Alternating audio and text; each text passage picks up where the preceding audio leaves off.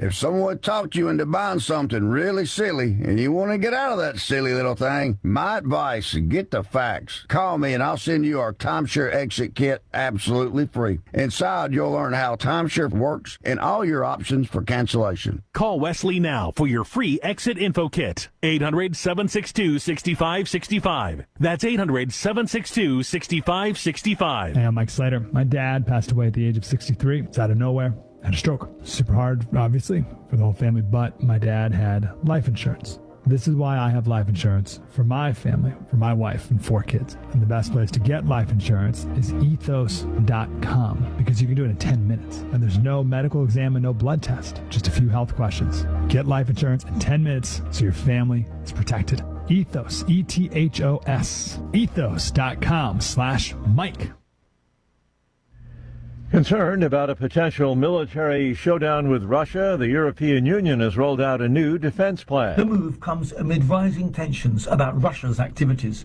Europe's foreign policy chief, Kaja Kallas, emphasizes that investing in defense now could prevent future conflicts. The EU's executive branch plans to invest around £15 billion in improving infrastructure like bridges and tunnels to handle military traffic. The plan aims to enhance military mobility and streamline defense integration across the bloc. This week, the EU's been dealing with some mysterious drone incursions linked to Russia. I'm Charles de Ledesma. It was hoped the return of Brazilian President Lula to UN climate talks would spur nations to meet a self-imposed early deadline for progress on tough issues.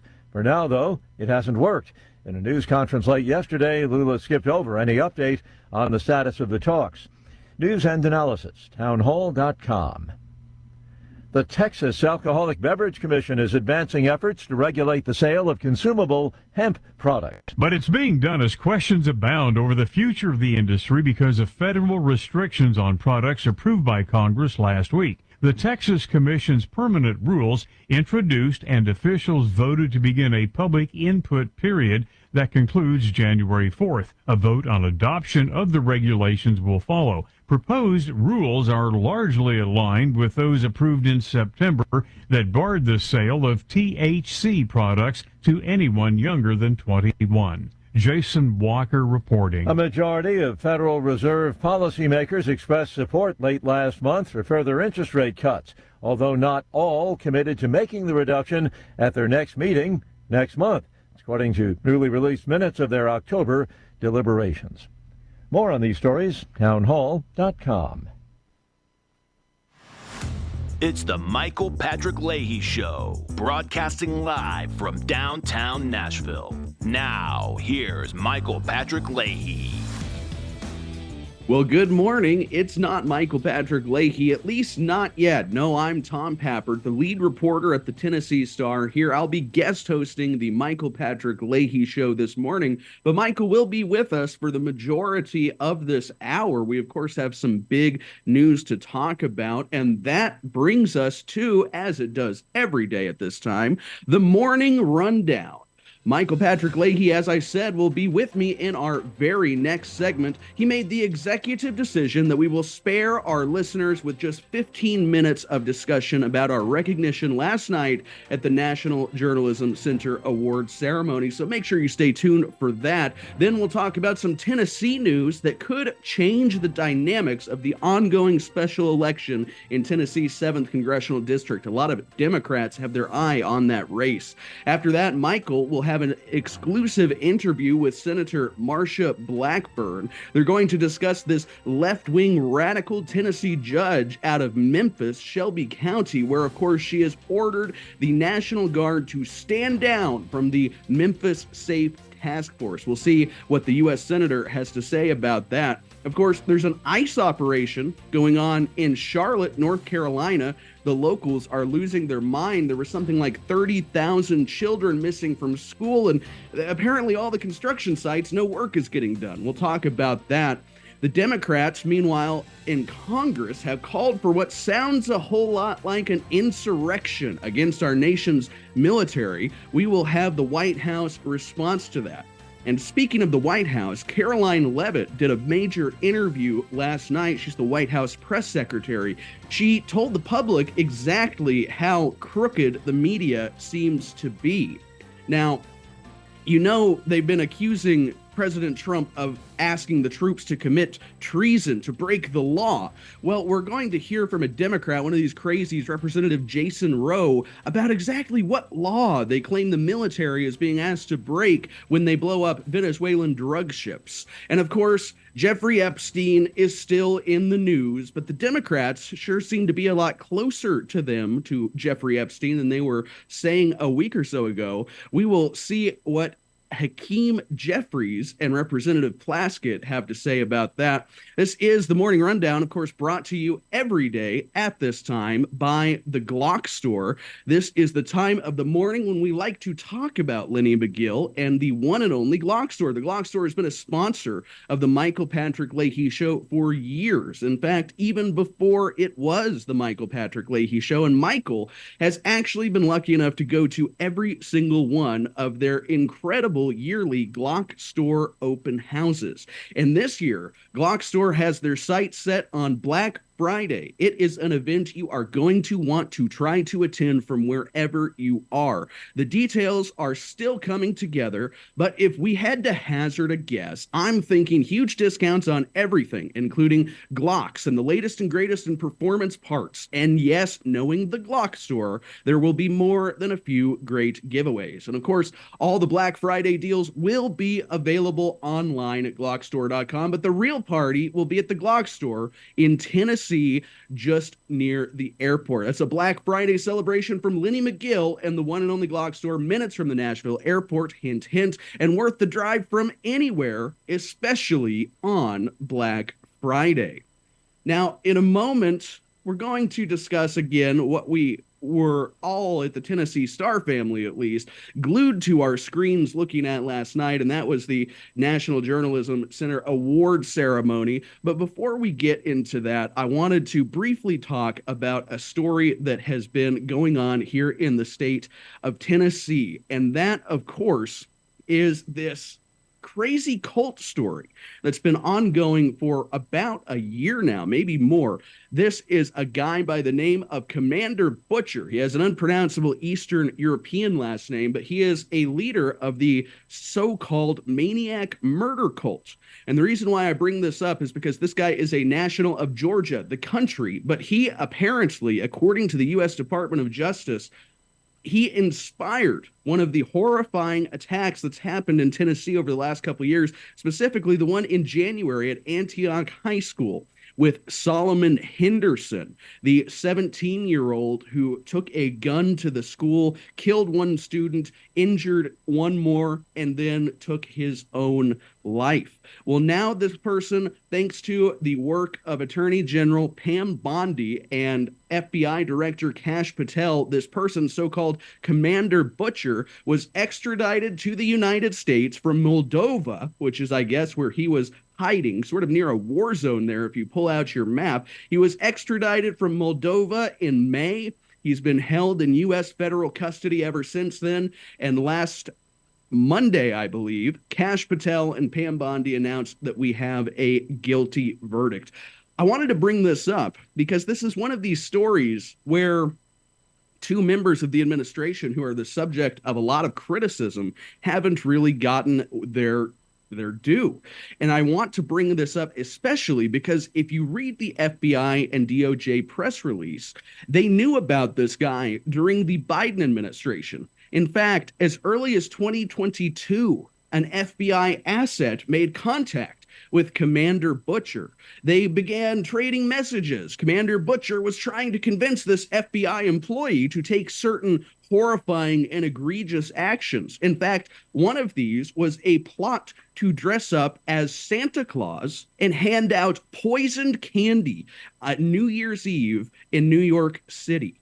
Another plot involved poisoning Jewish communities throughout New York. But it wasn't just New York. They had plans all over the world, frankly. As I said, the DOJ says this person, Commander Butcher, the Georgian citizen, inspired Solomon Henderson, took an actual life in Nashville, Tennessee. There was also a stabbing in Turkey that this person is said to have inspired. And again, the Biden administration, the FBI, the DOJ, they knew about this guy. This guy was trying to recruit FBI employees to commit mass acts of violence, and nothing was done. I don't have any inside knowledge on this. It just seems to me evidence that FBI Director Kash Patel is acting where the agency used to simply monitor and build their case.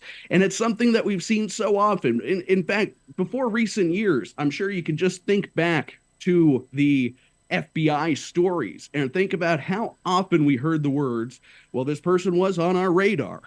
Well, I think under FBI Director Kash Patel, this person is on our radar's argument is going away. We're going to talk about this more coming up. This individual, Tennessee State Representative Afton Ben, she's had a rough start to her general election campaign. General election in Tennessee's 7th Congressional District is, of course, on December 2nd. She's had Jasmine Crockett. Well, everybody thought Jasmine Crockett was going to fly to Nashville and attend a rally with Afton Ben. Well, it actually turned out to be a Zoom call, and Jasmine Crockett actually turned out to be in her shoe closet as they filmed the Zoom call, but that's okay. We're going to have the DNC chairman, Ken Martin. He's going to show up, and he's going to campaign for Afton Ben. Well, it turns out Ken Martin, maybe he isn't such the draw they thought he was. They just had him knock on some doors. And then, of course, Kamala Harris. Kamala Harris is going to airdrop in, and she's going to uplift this campaign just like she did the general election. Sorry, couldn't say that with a straight face. And what happened, of course, Kamala Harris and Afton Ben were never in the same room. They missed each other inexplicably at Afton Ben's own campaign event, and Kamala Harris stopped short of endorsing Afton Ben. Well, now Afton's earlier comments are starting to come back to bite her. We've got a clip that we're going to play in a little bit here on the show. But before that, I wanted to talk about this article. Caitlin Hausler wrote it. You can read it at TennesseeStar.com. Democrat Afton Ben smeared Tennessee as a racist state in a 2019 op-ed. One has to imagine how the Democrats come up with people like this. They had a crowded field. I think it was 5 people in the primary. One was doing the whole Mamdani Affordability Act, and instead they get the person who seems to really dislike both Nashville and the state of Tennessee. You're watching the Michael Patrick Leahy Show. Michael will be with us on the other side after this short commercial break. Don't you dare touch that dial. We'll be right back.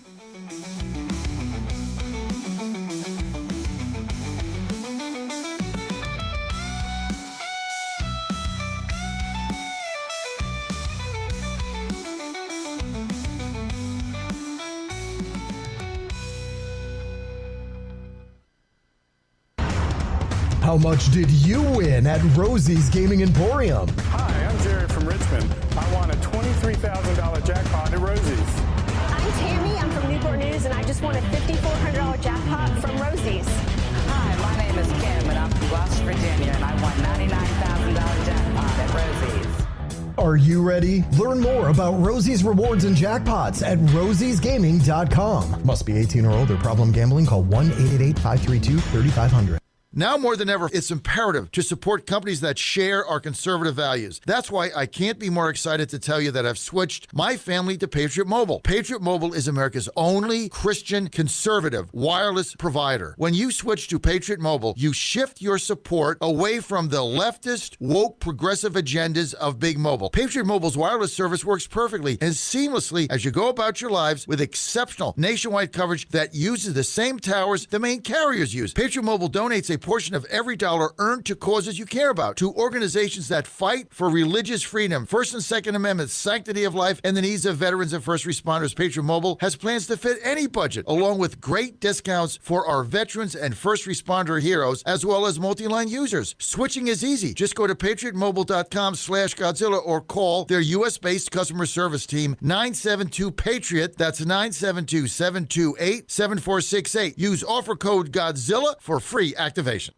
Is your fur baby looking a bit rough? Transform them from shaggy to snazzy with Before and After Pet Grooming in Marietta, Georgia. Their top-notch groomers pamper your pups with baths, custom cuts, and nail trims that'll have them strutting like show dogs. From mobile grooming vans to their cozy salon, they'll make your pet spa day a tail-wagging blast. Book now at beforeandaftergrooming.com. Before and After, where pets go from grr to glamorous. Are you making these two deadly mistakes with your emergency food supply? The first mistake is not having an emergency food supply to begin with. The second mistake is buying an emergency food supply, but not having a way to cook the meals in an emergency. That's why My Patriot Supply created the Black Friday Survival Special. It comes with the 4-week food supply, plus $150 worth of free gifts, including everything you need to prepare your emergency meals, like a cook stove, fuel, fire starters, plus a water purifier, bug out bag, and more. It's the complete survival kit your family needs to ride out natural disasters, civil unrest, or worse. Plus, it makes a great Christmas gift, but it's only available through Black Friday. So head over to mypatriotsupply.com to check out everything that's included. With all the uncertainty in the world, disaster preparedness is more important than ever. Go to mypatriotsupply.com and get prepared today. That's mypatriotsupply.com.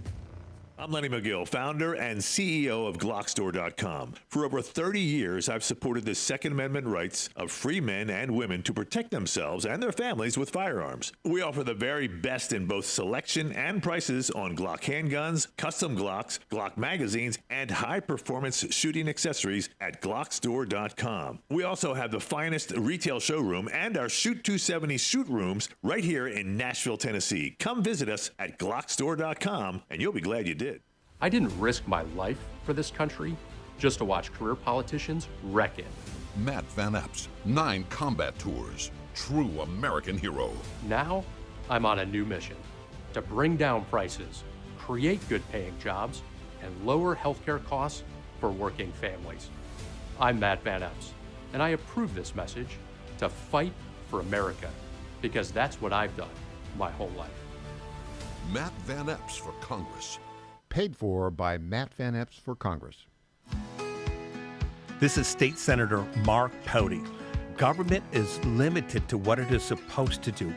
One of the things that is critical that we're supposed to be working on is transportation. Here in Middle Tennessee, our roads need more help. As your state senator, we are focused on getting more money reoccurring without a new tax increase for our roads here in Tennessee. This is State Senator Mark Pouty.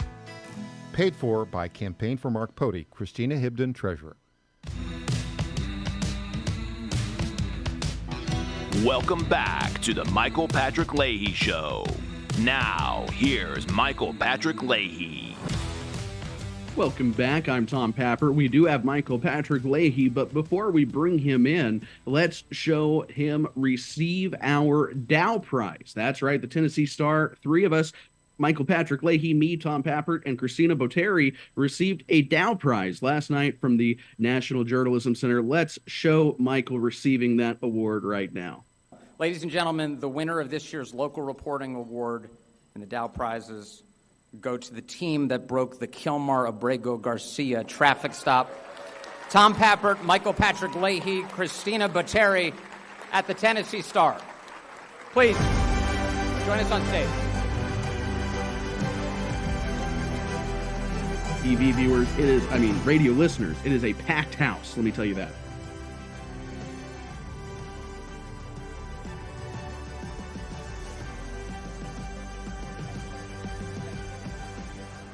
Well, thank you very much. Thanks to the Dow family, to the National Journalism Center, and also thank you to the Young America's Foundation. On behalf of Tom Pappert and Christina Boteri, I'm delighted to accept this award. When we started the Tennessee Star 8 years ago, we wanted to do 2 things: find the truth and report it. I think we've done that, and I think you're doing that too. Thank you very much.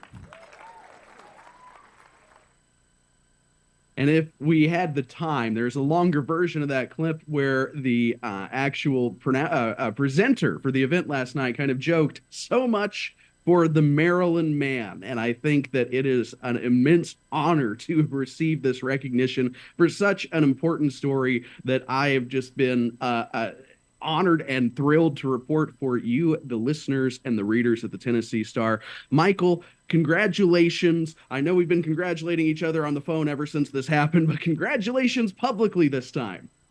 You bet. Well, Tom, let me show you your Dow Prize. Here it is. Yeah, I'm bringing it home to you. And let me see if I can get this. There we go. Got to set it up. It's the Dow Prize. It says Best Local Journalism, Tom Pappert, right there. The Tennessee Star 2025. And here is the Dow Prize for Christina Botteri, our executive editor. Best Local Journalism, Christina Botteri, the Tennessee Star. And, of course, yours truly, Michael Patrick Leahy. So I have this. I'll be bringing it home, and I'll be giving it to you, Tom. What an evening. Now, let's talk about who put this on. You know, there used to be a prize that mattered. It was called the Pulitzer Prize, right? That prize no longer matters. It's just a regime media shill. The Dow Prize is the new Pulitzer Prize. And what's interesting about this, Tom, is it's brought to you by Young America's Foundation and their National Journalism Center. And the money is put up by an expatriate from China who was very successful in China. And then the Chinese Communist Party didn't like his success and basically left China about 30 years ago. And he's been a very successful entrepreneur. His name is Dao Feng He. And in addition to Dao, his wife, Angela, they're the ones that donated the money for this prize. What an event it was, Tom. There were 4 categories, and we won, of course, in the local journalism category. There were several other folks that were in that category.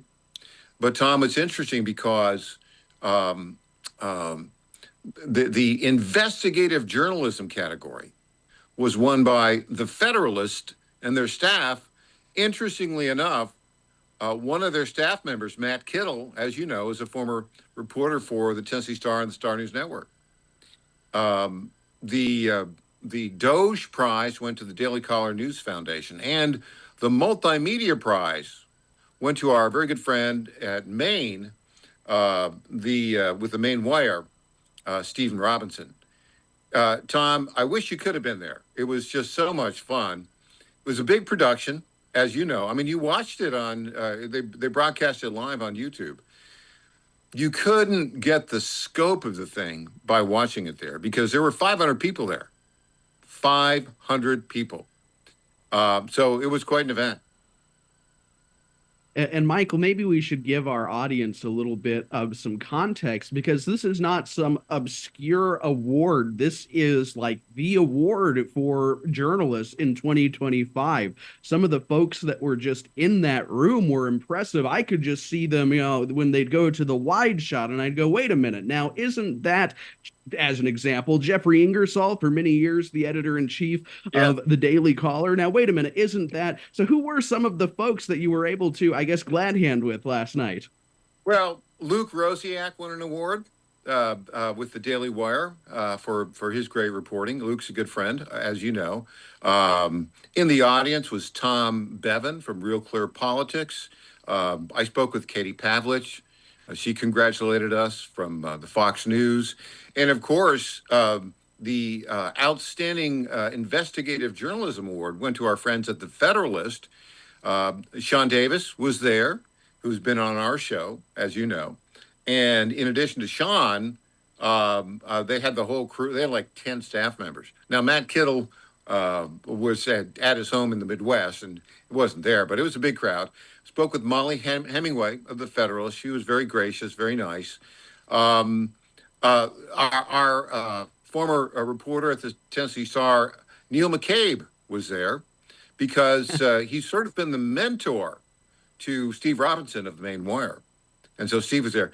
Now, interesting little fun story.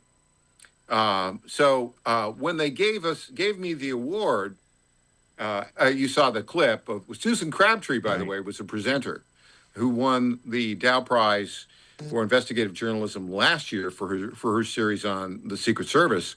She gave me, let me see which one it is. This one. This is my award. We got 3 of them. One for you, one for Christina, one for me. Well, she gave me an award. It looked like this. I went and sat down, and the next winner was Steve Robinson of the Maine Wire. After the award was over, he went over and said, "Hey, Mike, look at the name there. I think I got yours and you got mine." So he was right. So well, fortunately, in a room with 500 people, it looked like you guys were sitting next to each other or at the next table over from each other. We were right next to each other. Who else was there that was kind of fun? Sean Spicer was there. Oh, I've got some breaking news from Sean Spicer. Would you like to hear it? Well, let's hear it. Yes. So, Tom, it was the case that, he's been on with Mark Halperin in the morning, right? With the Democrat with the big teeth and kind of right. Dan Tarrant. Two-way radio. Two-way app. Yeah. Well, tomorrow is his last day with Mark. But wait, there's more. He said, subscribe to my YouTube channel. So we'll probably have Sean on next week, and he'll have some announcement. So I don't know. Maybe Sean and Dan are doing just the two of them. I don't know. But Mark Halperin, he's done a really good job, I think. Well, he has. He's been one of these rare people who has left the mainstream media and been successful. And another person who has kind of left electoral politics and been successful that I know was there last night was the former governor of Wisconsin, Scott Walker. I mean, really, it was if you are a conservative politics nerd like I am, then Michael, I was a little bit jealous last night as you got to rub elbows with some of the most effective reporters in our industry. I had a chance to talk with former Governor Walker. He complimented you for your story on Jim Trupus, the circuit court judge who has been persecuted by the left-wing Democrat attorney general there in the alternate elector case. He was aware of that story, and he was very impressed with what you've done on that, Tom. So, it's good to know that we have friends in Wisconsin that are reading our work, and that really was a frustrating story. Hopefully, maybe he can make another run for governor and then get that poor guy out of that ridiculous prosecution. Well, Michael, I told the viewers and the listeners that we were only going to subject them to 15 minutes of patting ourselves on the back over this award. So in the next segment, we'll be talking about national news, Tennessee news, and more when we get back on the Michael Patrick Leahy Show. I'm Tom Pappert. Michael will be here with us remotely for the rest of this hour. Don't go away.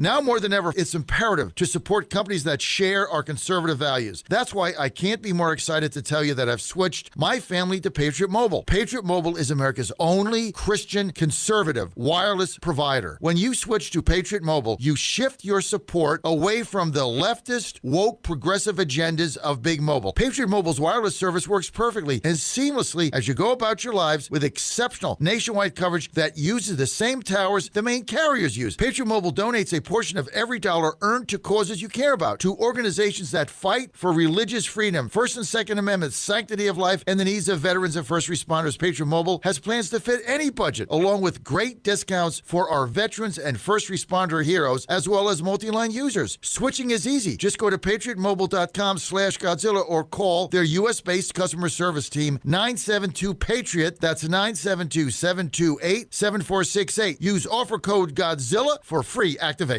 President Trump is rebuilding our economy, but we need every American in the fight. people leaving federal prison have a 60% unemployment rate. But a job is the number one factor in preventing reoffense. The Safer Supervision Act is a pro-jobs bill. It helps people leaving prison on federal supervision rejoin our workforce to turn former prisoners into taxpayers. Strengthen our economy. Make America safer. Support the Safer Supervision Act. Visit safersupervision.com. This message paid for by the Reform Action Fund. Cold weather is here, and it's only getting colder. When you want instant whole room warmth, you go with Eden Pure, a trusted name for years on my show. Now they've done it again with the Eden Pure Gen 40 Plus infrared heater. This powerful compact unit gives you fast, even heat you can feel in seconds. Infrared heat warms you directly, not just the air around you, and it doesn't dry out the air. It's quiet, compact, and safe with multiple built-in safety shutoffs, and it heats up to 1,000 square feet, perfect for the living room, bedroom, or office. And right now, Eden Pure is thanking our listeners.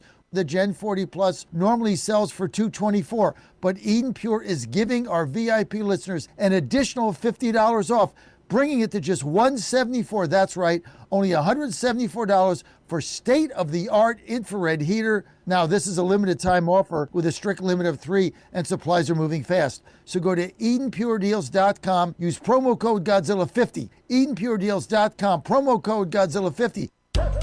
Is your pet ready for some pawsome fun? At Creekside Pet Hotel in Kennesaw, every day is a tail-wagging adventure. Whether they're romping with friends in day camp, enjoying a staycation in our cozy boarding, or getting pampered in our luxury spa, we make sure every furry guest gets the royal treatment.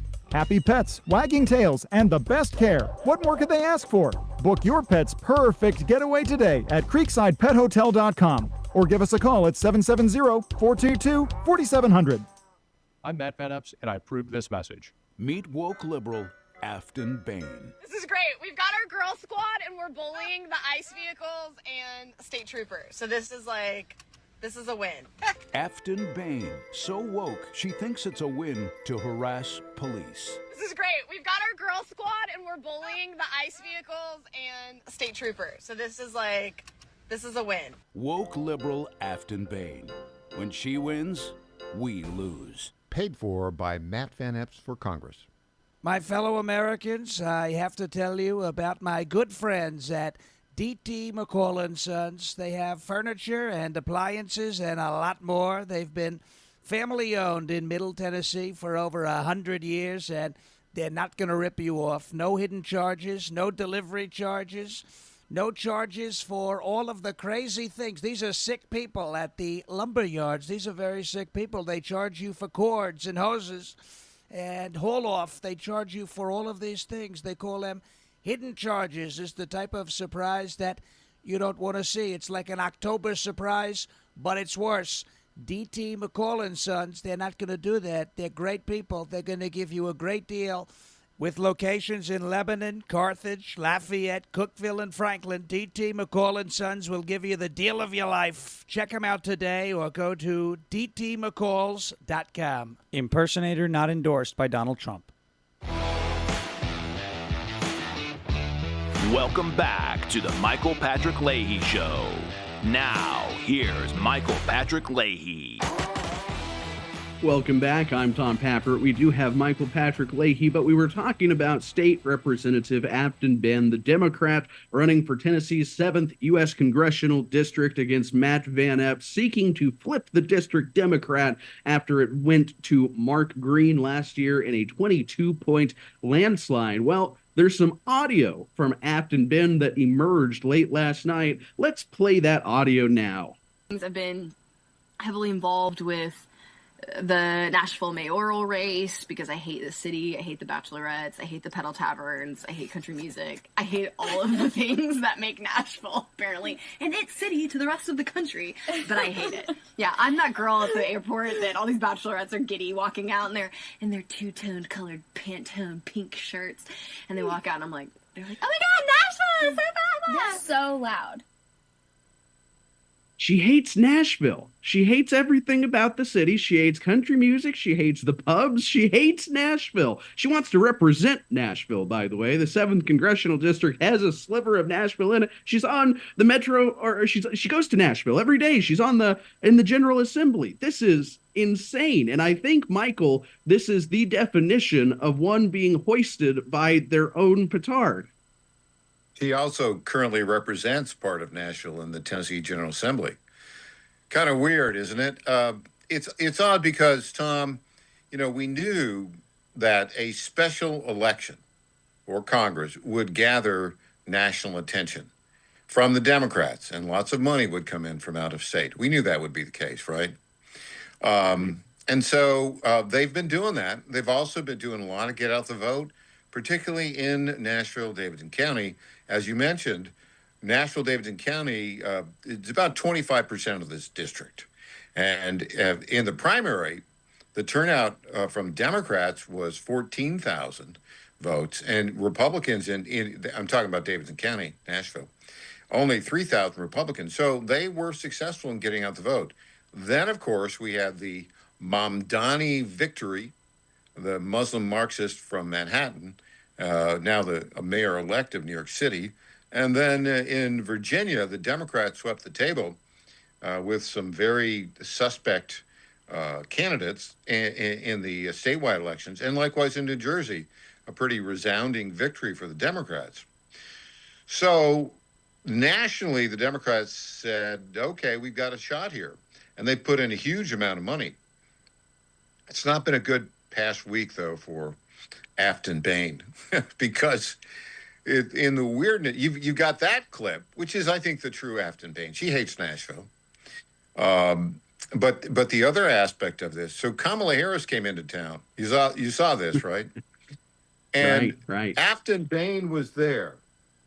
Afton Bain was there at this rally, but she left the rally 5 minutes before Kamala Harris showed up. Now, the other weird thing about that, so Kamala Harris shows up.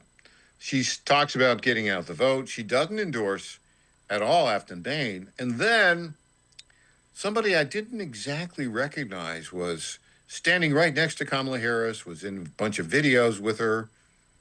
I didn't know if it was, a new girlfriend of Kamala Harris or somebody. Turns out it was Justin Jones, who, I don't know, was wearing his hair long and, yeah, I mean, just like, Tom, did you think, is this guy transitioning? I don't know. He's pretty weird.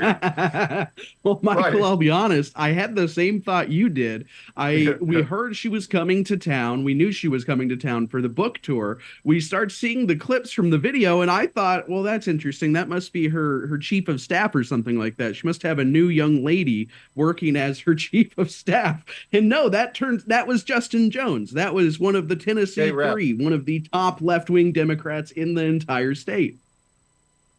And let's just say this. Afton Bain and Justice Jones, for a period of time, were apparently very close. And then they weren't. And so I think there's some bad blood there. That may have had something to do with why Afton Bain left 5 minutes before Kamala Harris and Justin Jones arrived. It may have had something to do with why Kamala Harris did not endorse Afton Bain. I mean, think about that. This is like the big election, the special election, and you want to have a Democrat win and you don't endorse the Democrat candidate. There is something askew on the Democrat side. And, if they had some momentum, I think, and then they've got this phony independent candidate, kind of a libertarian guy, really an opportunist, and a national PAC has been throwing some money to get Republicans to vote for him. I think it's been exposed right now. And look, here's the bottom line. Get out and vote. If you're a Republican, you must get out and vote. Go and vote for Matt Van Epps. Well, that's exactly right, Michael. And there has been a big splash of money. So far, I think the Democrats have spent $500,000 in the race, and the Republicans, should be a red flag for voters, especially in the 7th district. Republicans have spent $1 million. Now, that's good. The Republican Party has money. The RNC has much more money in its coffers right now than the Democrats do. But the Democrats are looking at this and saying, oh, this is our opening. The Republicans are spending $1 million to defend a seat that they retained by 22 points just 1 year ago. Afton Bain is going to Congress. That's what they're telling themselves. And I think the Tennessee Republicans, this is their moment to show not just to the state, not to the Tennessee Democratic Party and Afton Bain, but the entire country is watching this. Every day there's a new national news story about Tennessee's 7th congressional district. This is the opportunity for Tennessee Republicans to say, we are not abandoning Trump. We are not abandoning MAGA. We want to fix this country. Well, yeah, you're right, Tom. And what has to happen is, to everyone listening right now, go and vote if you haven't. Early voting, I think, is still going on. The election day itself is December 2nd. What a weird day for a special election. It's Christmas. They're not paying attention. Now, the left is paying attention because they're trying to steal the seat. And they're doing all sorts of things to steal the seat. I think you can never take these things for granted. It's very important if you're a Republican and you live in the 7th district. That is, if you live in a western part of Davidson County, the western part of Williamson County, Montgomery County, and any of the rural counties in between, get up today, right after this show, and go and vote for Matt Van Epps. That's really what has to happen. You know, Michael, I was just thinking, if the unthinkable happens and we are saying U.S. Representative Afton Bain in January, I don't think that that's the direction we're going, but this is what it means about her voters and what they sign off on. This is from her 2019 op-ed smearing Tennessee as a, quote, racist state. She said, Tennessee is a racist state, and so is its legislature. Let me be clear. Tennessee is a racist state. Racism is in the air we breathe, permeating the state capitol, codified in the legislation being passed at the detriment of women, communities of color, and the working poor. She claimed that racism has, quote, caused Black maternal mortality rates to soar and, quote, kept hundreds of thousands of formerly incarcerated individuals from voting. She's told the people of Nashville and Tennessee and the 7th district for years exactly who she is and what she believes. She's a far-left restorative justice Democrat. She said earlier this year, when Mamdani had just emerged onto the scene, that he was good for her campaign and that he would bring new energy to the Democratic Party. She's been called, I think she called herself, but also the Dickson County Democrats, the day before she announced her candidacy, called her the AOC of Tennessee. If this woman, and I don't think it's going to happen, I think that our listeners are going to go out into the polls as soon as the show concludes today and make sure it doesn't happen. But if she were to win, that means that Tennessee, and particularly Nashville in the 7th district, well, they have a lot in common with New York, I guess. Yeah, I think parts of Nashville may have, but that's only 25% of this particular district. But you're right. If you live wherever you live in the 7th district, don't relax. If you're a Republican and you want to stop this Marxist, socialist, anti-American onslaught, do your duty as a citizen and go and vote right now, today, after the show. You can listen to the whole show. You know, Tom's going to carry the second and third hours for me. I'm on a plane winging back to Nashville. And by the way, Tom, I think I'll be on Stephen K. Bannon's War Room this afternoon. I talked to him about this. He was very impressed. He sends to you and to Christina his personal congratulations for your great reporting on this. Well, that's fantastic. I'm so glad. You know, I know we said we were only going to do one segment of patting ourselves on the back. Come on. But the number of people that have messaged me, the number of messages I've gotten, the texts I've received from folks who I haven't spoken to in years or people who I didn't think remembered my name has been really something else. And so once again, thank you to the Dow Prize, the Dow family, I should say, and the National Journalism Center for recognizing our great work. Michael, I also wanted to talk about, though, we talk a lot about Afton Bain, but I do think Matt Van Epps understands the situation on the ground in the 7th District. He's been campaigning strongly. He's holding events with Tim Burchett, with other Tennessee Republicans.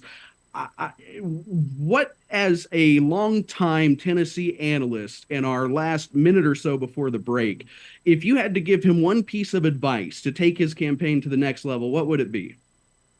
Run through the tape. Run through the tape.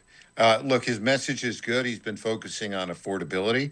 That's one of the lessons, if you will, from the recent elections earlier this month. But just run through the tape and get every vote out. We can't rest on our laurels. We can't say, oh yeah, Donald Trump won and he won this district by 20. No, the left is not resting. The left is out there knocking on doors, trying to get people to go out and vote. It's critically important. If you're a Republican in the Tennessee 7th District, go right now, right after the show, wait till the end of the show, and go vote for Matt Van Epps. Go vote. Well, on the other side, if all goes well, we will have U.S. Senator Marsha Blackburn and Michael Patrick Leahy. Don't go away. You're not going to want to miss this one. She has some important things to say about what's happening in Memphis. We'll be right back.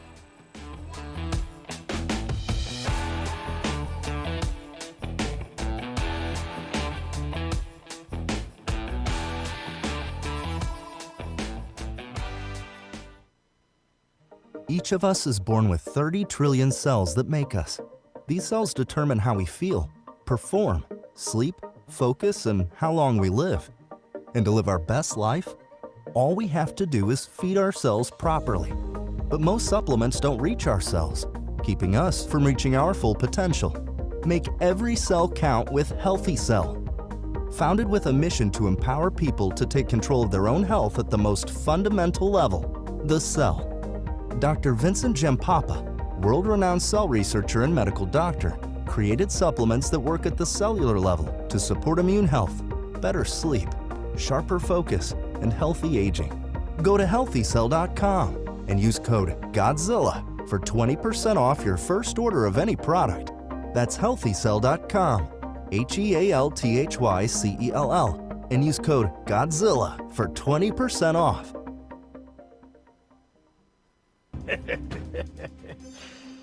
Get in. We're stealing homes. We're not like those other home criminals that steal your stuff. We steal your hard-earned home equity. We find your property online from the public record. Got it. Create a deed transfer that makes us the homeowners. Got it. And borrow tons of cash against your equity, and you won't know till the foreclosure notice hits months later. Just go to HometitleLock.com/Godzilla. Protect yourself. Lifestyles Unlimited is a real estate education group that gives you the roadmap and resources to start building income through real estate. You'll learn practical strategies for using investment properties to create extra income and make informed decisions, one step at a time. Join today for just $297. That's a 60% savings off the regular price of our real estate education program. Text radio to 88007. That's RADIO to 88007. Presented by Lifestyles Unlimited. Did you ever stop and think, why do the wealthy pay less taxes than we do? One reason, they take full advantage of the IRS tax code. Today's tax code is over 2 million pages. Who can read that? Remember the 2016 debate with Hillary Clinton? When asked why he doesn't pay more taxes, President Trump had the perfect answer. He said, if you don't like the current tax code, change it. I follow the very laws that you wrote. That's where Julio Gonzalez and his company, Tax Engineered Services, comes in. Julio's team looks at your taxes after they're done, but before you file them with the IRS. He doesn't get between you and your accountant. He reviews your taxes, makes his recommendations, and only gets 5 to 10% of what he saved you. No money up front, no cost. It's tax literacy for MAGA. He also sees what grants you may qualify for. For more information, text ETS to the number 26786. That's ETS to 26786. Text now. Hey there, it's Lenny McGill, founder and CEO of GlockStore.com. For over 30 years, I've supported our Second Amendment rights with GlockStore.com, the world's #1 source for Glock handguns, parts, and accessories. I also support accurate, unbiased journalism like The Michael Patrick Leahy Show. His team broke the Kilmar Abrego Garcia traffic stop and was the first to obtain that video. Independent journalism at its finest. Visit us at GlockStore.com, listen to Michael Patrick Leahy, and make America great again. Welcome back to the Michael Patrick Leahy Show. Now, here's Michael Patrick Leahy. We welcome back to the Michael Patrick Leahy Show, our very good friend, the senator from Tennessee, the senior senator, Senator Marsha Blackburn. Welcome, Senator Blackburn. Happy to join you. Thanks so much. So, Senator Blackburn, you were very much involved in the SAFE task force for Memphis and then the bringing of the National Guard into Memphis. And then, wait for it, a left-wing liberal judge in Davidson County in the Chancery Court said, oh, no, it's a militia. You can't do that under the Tennessee state Constitution. I read the Constitution quite differently. Do you? I agree with you on this, Michael. Listen, we've got this activist judge that inserted herself and said that it is not a grave emergency. Now, imagine this. In 2024, Memphis was noted as the homicide capital of the country per capita, and it was the most dangerous city. And Memphians were saying, hey, can you help us with this? I took the issue to Kash Patel. Senator Haggerty and I worked on this together at the federal level. We got a task force going this summer with the FBI. They apprehended over 500 gang members. And then we had phase 2, which is the Memphis Safe Task Force. You've got about 20 federal agencies that are there. The president, A.G. Bondi, Kash Patel, supporting all this. Our governor with the National Guard, the Highway Patrol, the TBI, all supporting this. U.S. Marshals are down there surging the area. We have JAG officers helping our U.S. attorney with prosecutions. You've got attorneys from DHS, from ICE, that are there helping with these prosecutions. The goal is to make certain that Memphis becomes the safest city in the United States, and that Memphis becomes a model for how you fight crime and break these crime cycles that we have seen in some of these blue cities. And of course, the police chief there, the Memphis mayor have worked with us, pardon me, and we are indeed very grateful for the way there has been a total team effort to clean up Memphis because of this. The crime rate has dropped by 50%. Carjackings are down 60%. Assaults are down 60%. You've had over 2,900 arrests.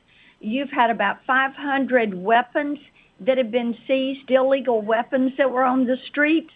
You've got 350 stolen cars that have been recovered, and you've got 116 missing children that have been recovered, and many of these children are back with their families.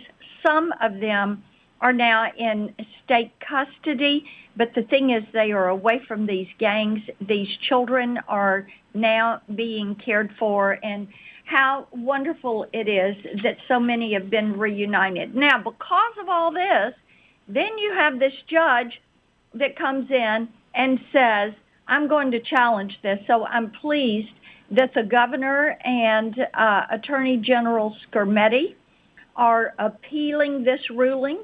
I know that the state legislature is looking at if they could hold a special session and address this. I have not spoken to the president.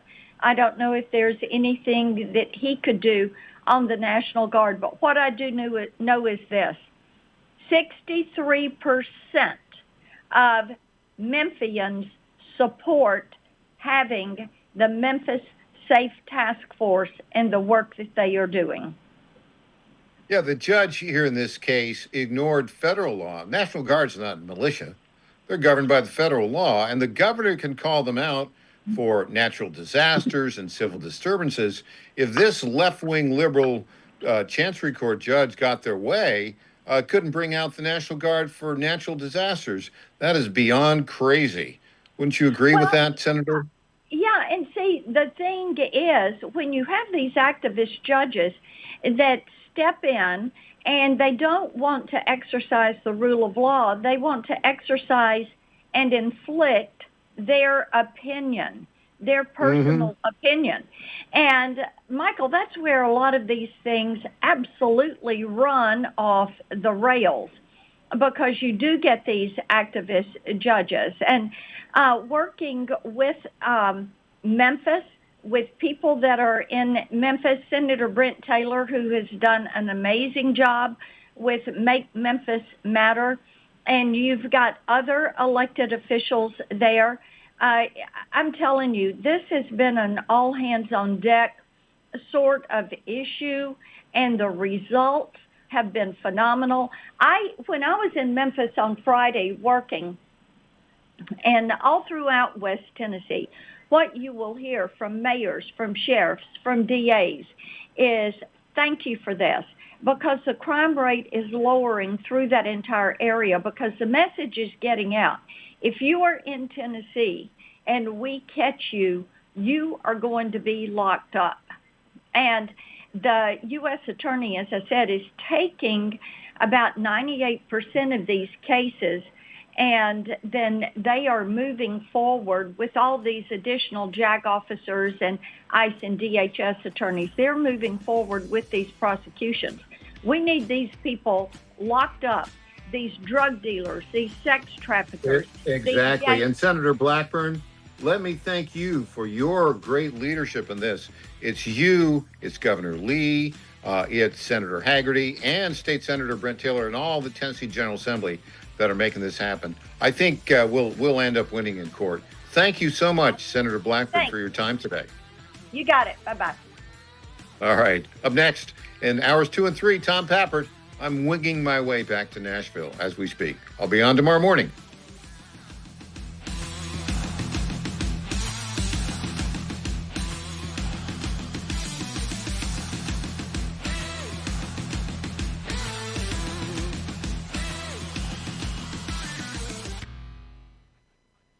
In 2008, the amount of concentrated time people could spend on a task without becoming distracted was 12 seconds. 5 years later, it was only 8 seconds, 1 second less than a goldfish. If you're often distracted or have trouble recalling information, you're likely to fall behind in the demanding, fast-paced 21st century. In other words, brain performance is more critical now than ever. Boost your brain power with Healthy Cells Focus Plus Recall. Science-backed nootropics to help you sharpen focus, concentrate longer, enhance recall, improve mental speed, learn rapidly, and be more alert. It's a pill-free brain supplement made with maximum absorption ingestible gel technology, designed to feed your brain at the cellular level. Take it for a test drive. Go to healthycell.com and use code GODZILLA for 20% off your first order of Focus Plus Recall. That's healthycell.com, code GODZILLA for 20% off. The Cats and Cosby Show. It's the top news of the day. John Catsimatidis and Rita Cosby tackle today's biggest issues with a New York state of mind. We are going to talk about dirty money. This is a total failure of the media, the journalists, and the Democratic Party. Treat yourself to a bite of the apple. It's a common sense recap of the big stories. Cats and Cosby, weekdays 5 Eastern, 4 Central on the stations of the John Fredericks Media Network. And those are the big headlines of the day.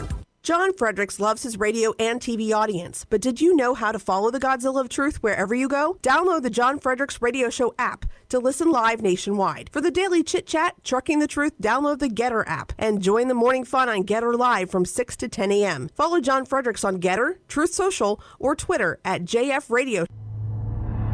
This is WJFN, Goochland, Bonaire, Chester, and WJFV, Portsmouth. This hour from Town Hall, I'm Rich Thomason.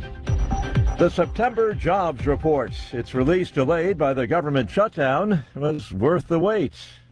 The Labor Department says U.S. employers added a solid 119,000 jobs in September, with the unemployment rate going up to 4.4% from 4.3% in August. The increase in payrolls is more than double the 50,000 economists had predicted. But a revised August report shows the economy lost 4,000 jobs for that month, instead of gaining 22,000 as originally reported. The Federal Reserve has been divided over whether to cut interest rates for a third time this year. They meet again next month.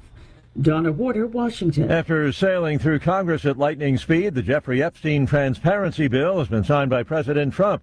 Gives the Justice Department a deadline for releasing all of the Epstein files, save for those that would compromise any ongoing investigations. After fighting the release of files for months, the president had no choice but to sign the bill. Every member of Congress, except for one, voted for it. In the end, Donald Trump insisted the Epstein matter had become a distraction and said he wanted to move on. With the bill signed, the Justice Department is required to release all files and communications related to Epstein, including information about his death in federal prison, within 30 days. Greg Clugston, Washington. A Democrat congresswoman from Florida has been indicted on charges of stealing $5 million in federal COVID relief funds, using the money for her campaign. Congresswoman Sheila Sherfilis McCormick insists that she's innocent. Verizon laying off more than 13,000 employees. That's about roughly 20% of its managerial workforce. The Wall Street rally rolls on. The Dow is up 561 points. The Nasdaq ahead 407. More on these stories at townhall.com. We all hear the radio ads about the IRS. They tell you to be afraid, to be scared, and they try to frighten you into calling. I'm not here to do that. Tax Relief Advocates is different. TRA is here to tell you that if you owe money to the IRS, whether it's $5,000, $50,000, or $500,000, we have a solution. It doesn't matter if you're sitting in your car, at work, or with your kids. No matter where you are, call now. 800-583-0141. Don't lose hope. TRA can eliminate or reduce what you owe to the IRS. Generous programs are now available that can give you a fresh start. Our passion is taxes and helping individuals fix their IRS problems. We have over 1,000 5-star reviews on Google and an A+ with the Better Business Bureau. You don't need to be afraid of the IRS any longer. End your tax nightmare today by visiting us online at TRA.com or call 800-583-0141. That's 800-583-0141. Tax Relief Advocates. Real solutions for real people. In the Philippines, a former mayor has been sentenced to 20 years in prison in a human smuggling case. She did live a life of conspicuous luxury. She had a helicopter, she had luxury cars. But it turns out this massive scam center, 36 buildings, was operating right behind her mayoral office.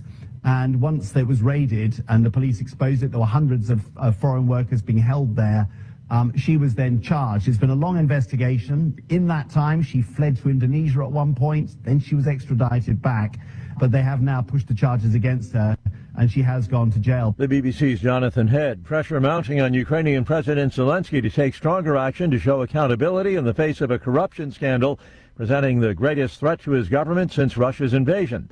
Zelensky has dismissed 2 top officials and imposed sanctions on close associates after investigators revealed that $100 million had been embezzled in the country's energy sector. News and analysis at townhall.com. Roger Federer has been inducted into the International Tennis Hall of Fame in his very first year of eligibility. Federer was the first man to win 20 Grand Slam singles titles and was part of a self-described golden time and era of unprecedented greatness for tennis, along with rivals Rafael Nadal and Novak Djokovic. I am my own career, my own player that needed those challengers. They needed a challenger like myself, and we made each other better. Federer was the only candidate to receive enough support in the player category for the Hall's class of 2026. I'm Gethin Coolbaugh. Meta has started notifying young Australians to download their digital histories and delete their accounts from Facebook, Instagram, and Threads. This comes ahead of a new law banning social media for the under-16 crowd in Australia. Platforms must comply with the age restrictions by December 10th. More on these stories, townhall.com. It's the Michael Patrick Leahy Show, broadcasting live from downtown Nashville. Now, here's Michael Patrick Leahy. Welcome back. I know I'm not Michael Patrick Leahy. I'm Tom Pappert, filling in for the remainder of this broadcast here on the Michael Patrick Leahy Show. And man, that was a phenomenal interview with Senator Marsha Blackburn. I'm sure it will be up on TennesseeStar.com later today. If you missed it, I am excited and happy that Tennessee has Republicans that actually know what it means to exercise power. For so long, the Republican Party just kind of gets elected and they don't really understand. You have the ball now. You can make the touchdown. You can run down the field and make the play. They don't seem to understand that. I think because Marsha Blackburn is one of the Tennessee Republicans who really was instrumental in making Tennessee a Republican state, I think that she understands how to use and exercise power appropriately, legally, but in the interests of the American people. And you know, we've been talking about a lot so far this morning. State Representative Afton Benn, the special election in Tennessee's 7th congressional district, where you have the AOC of Tennessee versus Matt Van Epps. And you know, this election is to replace Representative Mark Green, who he wasn't the most colorful representative, but he was steady, he was firm, and he was an ally to President Donald Trump. And it got me thinking about some of Tennessee's other representatives. You, of course, have Andy Ogles, who keeps leftist Democrats in Nashville up at night. He fills their nightmares. You also have Tim Burchett, who happens to be one of, I think, the most fascinating and interesting politicians to follow throughout the United States. And, well, he has a certain way with his Democrat trackers, he calls them. Let's go to clip 2 and let's see his latest encounter with a Democrat tracker.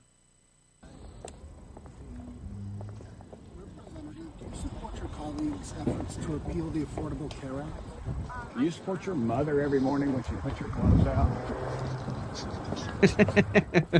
He's a national treasure. It's not just a Tennessee treasure. He's a national treasure. You know, he used to have a different tracker. The guy was always wearing short pants in the middle of winter and tennis shoes, and he looked like he was about 23 and 47 at the same time. I have no idea where the Democrats get these people. And, you know, I think the representative, and I would never accuse them of committing a crime, but I think that he really wants to call these people stalkers, but he knows that they're being paid. It's a bit different. It's like, I guess, the paparazzi. It's not a stalker. They're doing it for money. I don't actually know if that makes it any better from a moral standpoint, but I think that's what's going on. Now, I also wanted to talk about the repercussions, what Afton Benn would be joining, what she would be a part of, potentially, if she were elected. And of course, she doesn't have military experience, but the Democrats in Congress who do seem to be calling for, I don't know, it sounds like an insurrection to me. Let's go to clip number 7, and let's see, as much as we can handle, we're probably not going to run this whole clip, but let's see what these Democrats are urging our military to do. I'm Senator Alyssa Slotkin. Senator Mark Kelly. Representative Chris DeLuzio. Congresswoman Maggie Goodlander. Representative Chrissy Houlihan. Congressman Jason Crow. I was a captain in the United States Navy. Former CIA officer. Former Navy. Former paratrooper and Army Ranger. Former intelligence officer. Former Air Force. We want to speak directly to members of the military and the intelligence community who take risks each day to keep Americans safe. We know you are under enormous stress and pressure right now. Americans trust their military. But that trust is at risk. This administration is pitting our uniformed military and intelligence community professionals against American citizens. Like us, you all swore an oath to protect and defend this Constitution. Right now, the threats to our Constitution aren't just coming from abroad, but from right here at home. Our laws are clear. You can refuse illegal orders. Okay, I can't take it anymore. I mean, how is that not treason? I was never in the military, and I'm no lawyer, so I don't have a legal background to say this, but telling the troops to defy orders from the commander-in-chief because they're what exactly? Are they illegal? What does Trump argue, or what is their argument? They don't have one. We'll show you that clip later. But right now, what I wanted to do was talk about the White House response to this, because as we were saying earlier, unlike previous Republican administrations, this one is paying attention, and this one does not let bizarre little videos like this go unchallenged. Let's see what Stephen Miller, the White House chief policy advisor, had to say about it in clip 8. It is insurrection, plainly, directly, without question. And when you have one of the lawmakers on that video being unable to state in, as you say, lengthy cross-examination, a single so-called illegal order, it just proves the point. It's a general call for rebellion from the CIA and the armed services of the United States by Democrat lawmakers, saying that you have not only the right but the duty and the obligation to defy orders of the commander-in-chief, that those who carry weapons in America's name should defy their chain of command and engage in open acts of insurrection, that the CIA, the clandestine service, which isn't even legally authorized to operate in the United States, should engage in, again, acts of rebellion and insurrection. These lawmakers should honestly resign in disgrace and never return to public office again for even daring to think, let alone to say these words and to say them proudly. But it shows what a dangerous moment we're in. We have seen the Democratic Party nurse the flames of violence and insurrection against the federal government for the last 10 months.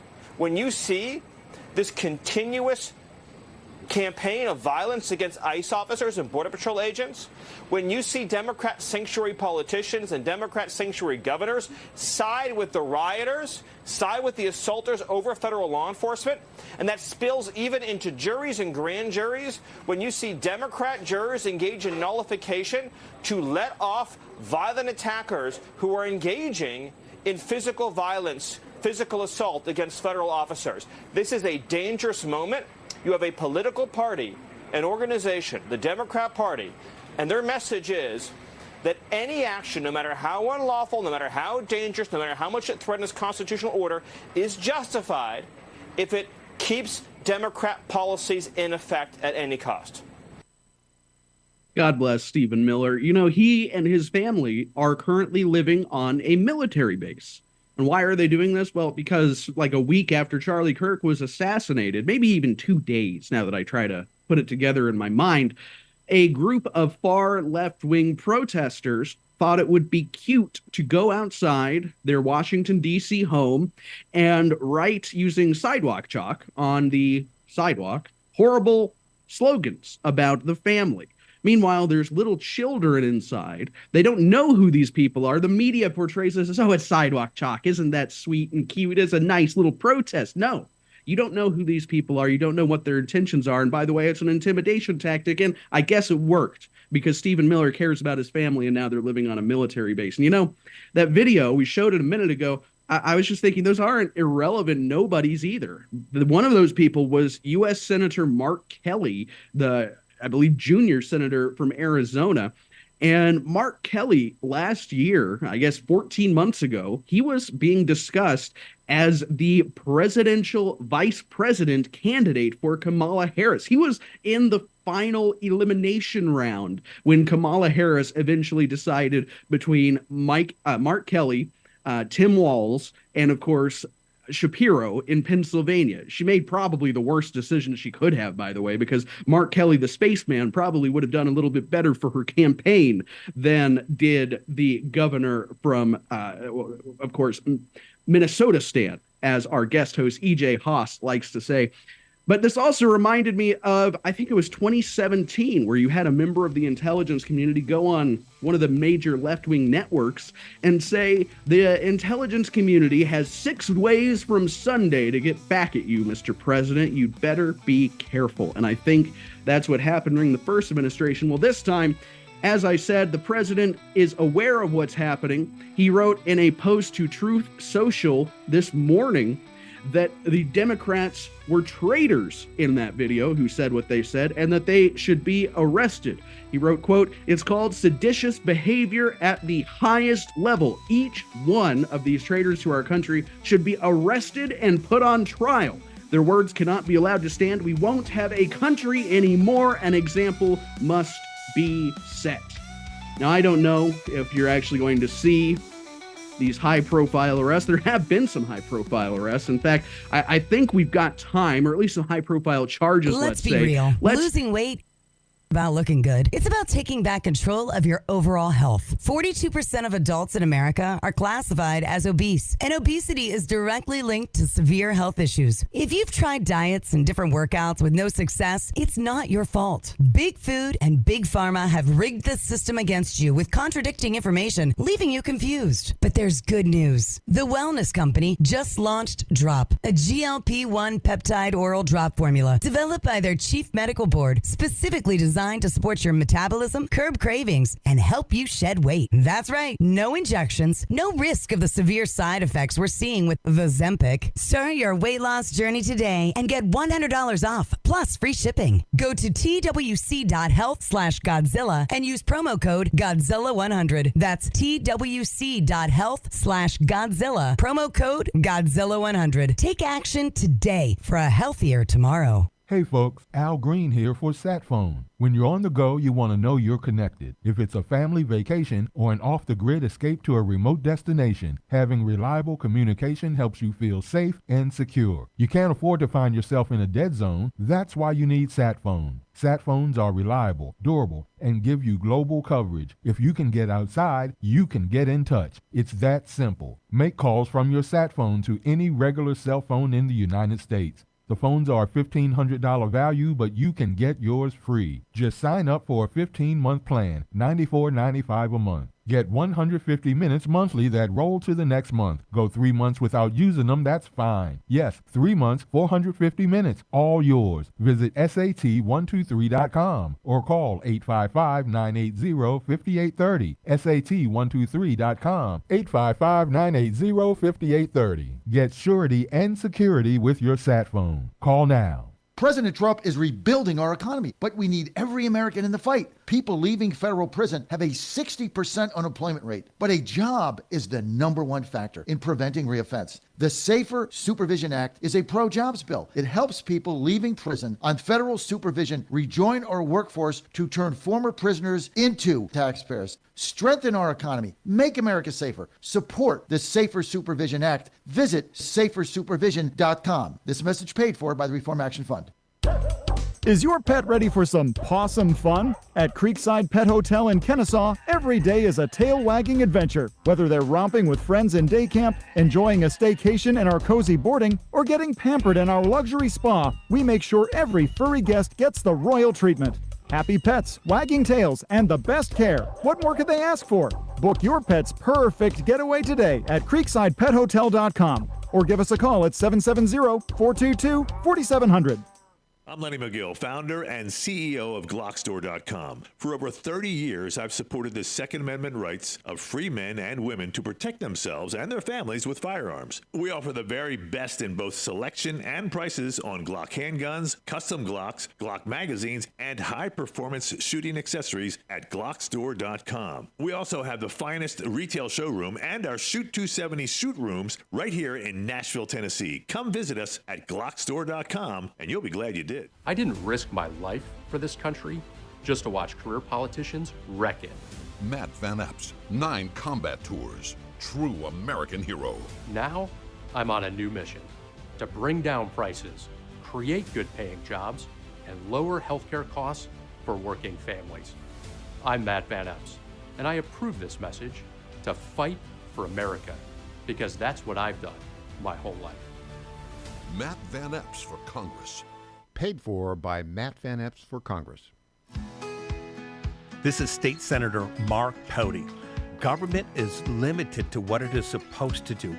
One of the things that is critical that we're supposed to be working on is transportation. Here in Middle Tennessee, our roads need more help.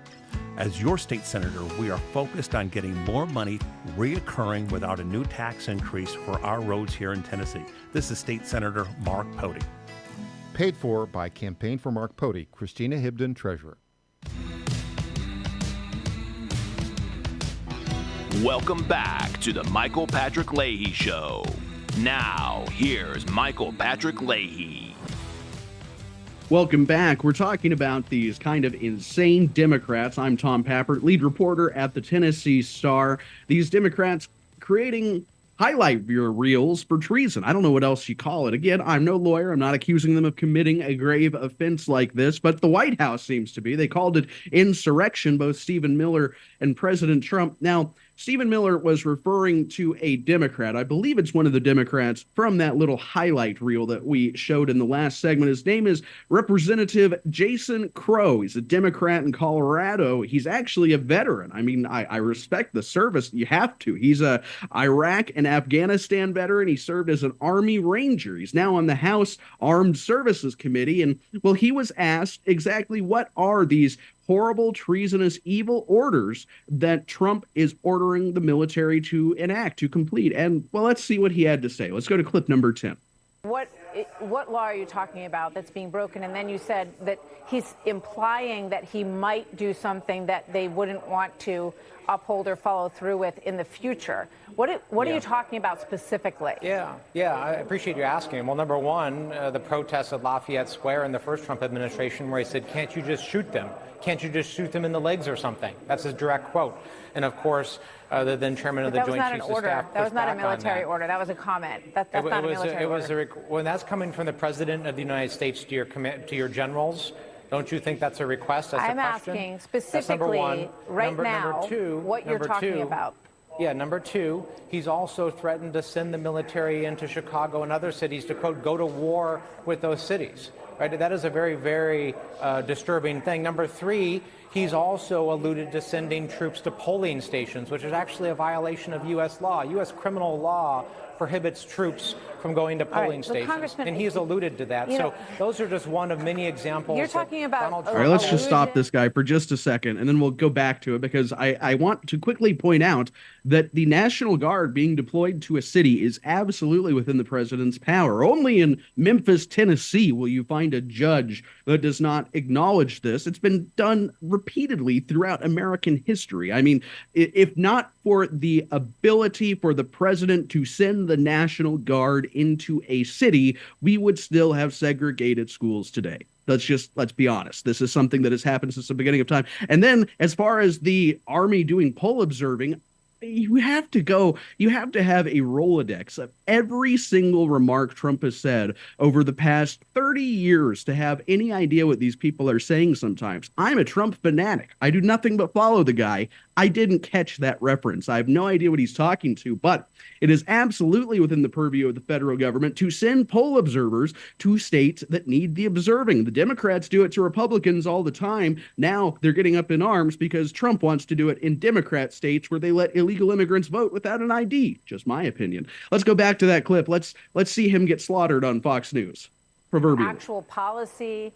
You're not talking about things that are members of our service members who we revere and respect are actually being asked to do. So when you see this video on all over the place, when you see this video on social media, I think a lot of people scratch their heads and they say, what exactly are they talking about? Are they talking about Martha, not allowing gunboats to make it to the United States carrying drugs? No. Is that what you're talking about? Martha, here's a novel idea. How about we actually prevent things from happening before they become a problem? I think that's what they're trying to do. What you're saying is we have to wait until there's a problem to respond to that problem. No, I'm not. Right? As a military officer, what I think is important is we train Okay, we people. may be done with this loser, this Jason Crow guy, because let's just play this out. I mean, there's a lot of people who think we're going to war with Venezuela. I don't know if that's true or if that's not. I don't know if it's a bad thing or a good thing. I haven't thought about it enough to give you an answer, but he's saying that we can't blow up. It's an illegal order, I guess, to blow up. I guess he's pivoting away from that, actually, is what we just saw in that clip. It's no longer worried about whether it's an illegal order or not. It's just, it's a politically incorrect order because we should tackle problems at the source. So does that mean, is this Democrat saying, I don't know, I'm asking you, tell me if this is what you think he said. You can follow me on Twitter at RealTomPapper. He seems to be saying that if we want to get rid of a problem like fentanyl being smuggled into the United States via Venezuelan drug boats, including submarines, they have submarines, then we should deal with that problem at the source. Does he mean we should invade Venezuela? Does he mean that we should go and bring Maduro to justice?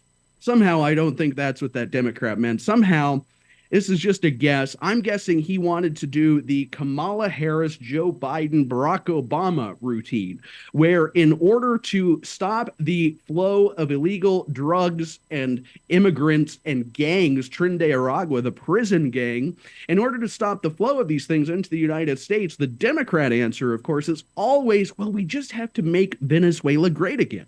We have to make insert foreign country here better than America, so that way they don't want to come here anymore. And I mean, if you look, it kind of seems to be working in some parts of the world. Mexico had who knows how many illegal immigrants move into the United States, and now it's actually a very safe place. I know people who tell me Mexico City feels safer than Washington, D.C. did under the Biden administration. Of course, President Trump is quickly changing this. I hope he does across the United States. But I think that is what Representative Jason Crow, the military veteran, the congressman from Colorado, my guess is that's what he wants to do. Let's give Nicolas Maduro some money. Let's make him happy. Let's empower him to improve the lives of the citizenry. That way, they won't have to sell drugs to make their money. These Democrats really live in a insane reality. And, well, these next allegations we're going to show you are a perfect example of this. Let's go to clip number 9 and see how one Democrat allegedly got her seat. A federal grand jury in Miami has returned an indictment charging Congresswoman Sheila Sherfless McCormick with stealing federal disaster funds, laundering the proceeds, and using the money to support her 2021 congressional campaign. According to the indictment, Sherfless McCormick and her brother, both from Miramar, worked through their family health care company on a FEMA-funded COVID-19 vaccination staffing contract back in 2021. It says the company received an overpayment of $5 million and routed the money through multiple accounts to disguise its source. We'll have much more on this breaking news tonight on CBS News Miami. That's something else. Who knows if it's true? Of course, innocent until proven guilty. We live in the remnants of a free country. We're trying to make it free once again, but that was Representative Sheila Sherfless McCormick, a Democrat in the state of Florida. The indictment came on Wednesday, accusing her of stealing $5 million in FEMA money to support her 2021 campaign. She's been under a House Ethics Committee investigation since December of 2023. That indictment, by the way, came by way of a federal grand jury called in Miami, in Florida. Interesting there. Of course, it has to be Florida, but it's a Republican state, even if it is Miami. She faces up to 53 years if convicted. Pam Bondi issued a statement on the subject. She said, using disaster relief funds for self-enrichment is a particularly selfish, cynical crime. No one is above the law, least of all powerful people who rob taxpayers for personal gain. We will follow the facts in this case and deliver justice. Gee, and I thought George Santos was bad. That's at least George Santos allegedly went and defrauded people in the private sector. He wasn't defrauding the taxpayer. They were technically taxpayers. My goodness, what a nightmare the Democrats have on their hands. This is the type of thing, by the way. This is what justice actually looks like. If this were under Joe Biden, they would have gone to this woman's home at about 6 a.m. They would have banged on the door with a SWAT team, helicopters overhead, and if there's a body of water nearby, they would have had boats in it. And then they would have had CNN or MSNBC, MS Now. They would have had the cameramen outside to catch it on video. Well, the Republicans get justice. We do pursue justice, but we don't pursue flashy headlines. And I think that is how you actually restore some integrity to the justice system in this country after such a difficult past 10, 15, maybe 50, 100 years of questionable decisions from judges. We're going to take a break. I'm Tom Pappert, filling in for Michael Patrick Leahy today. Don't go away. We have more of the Michael Patrick Leahy Show on the other side.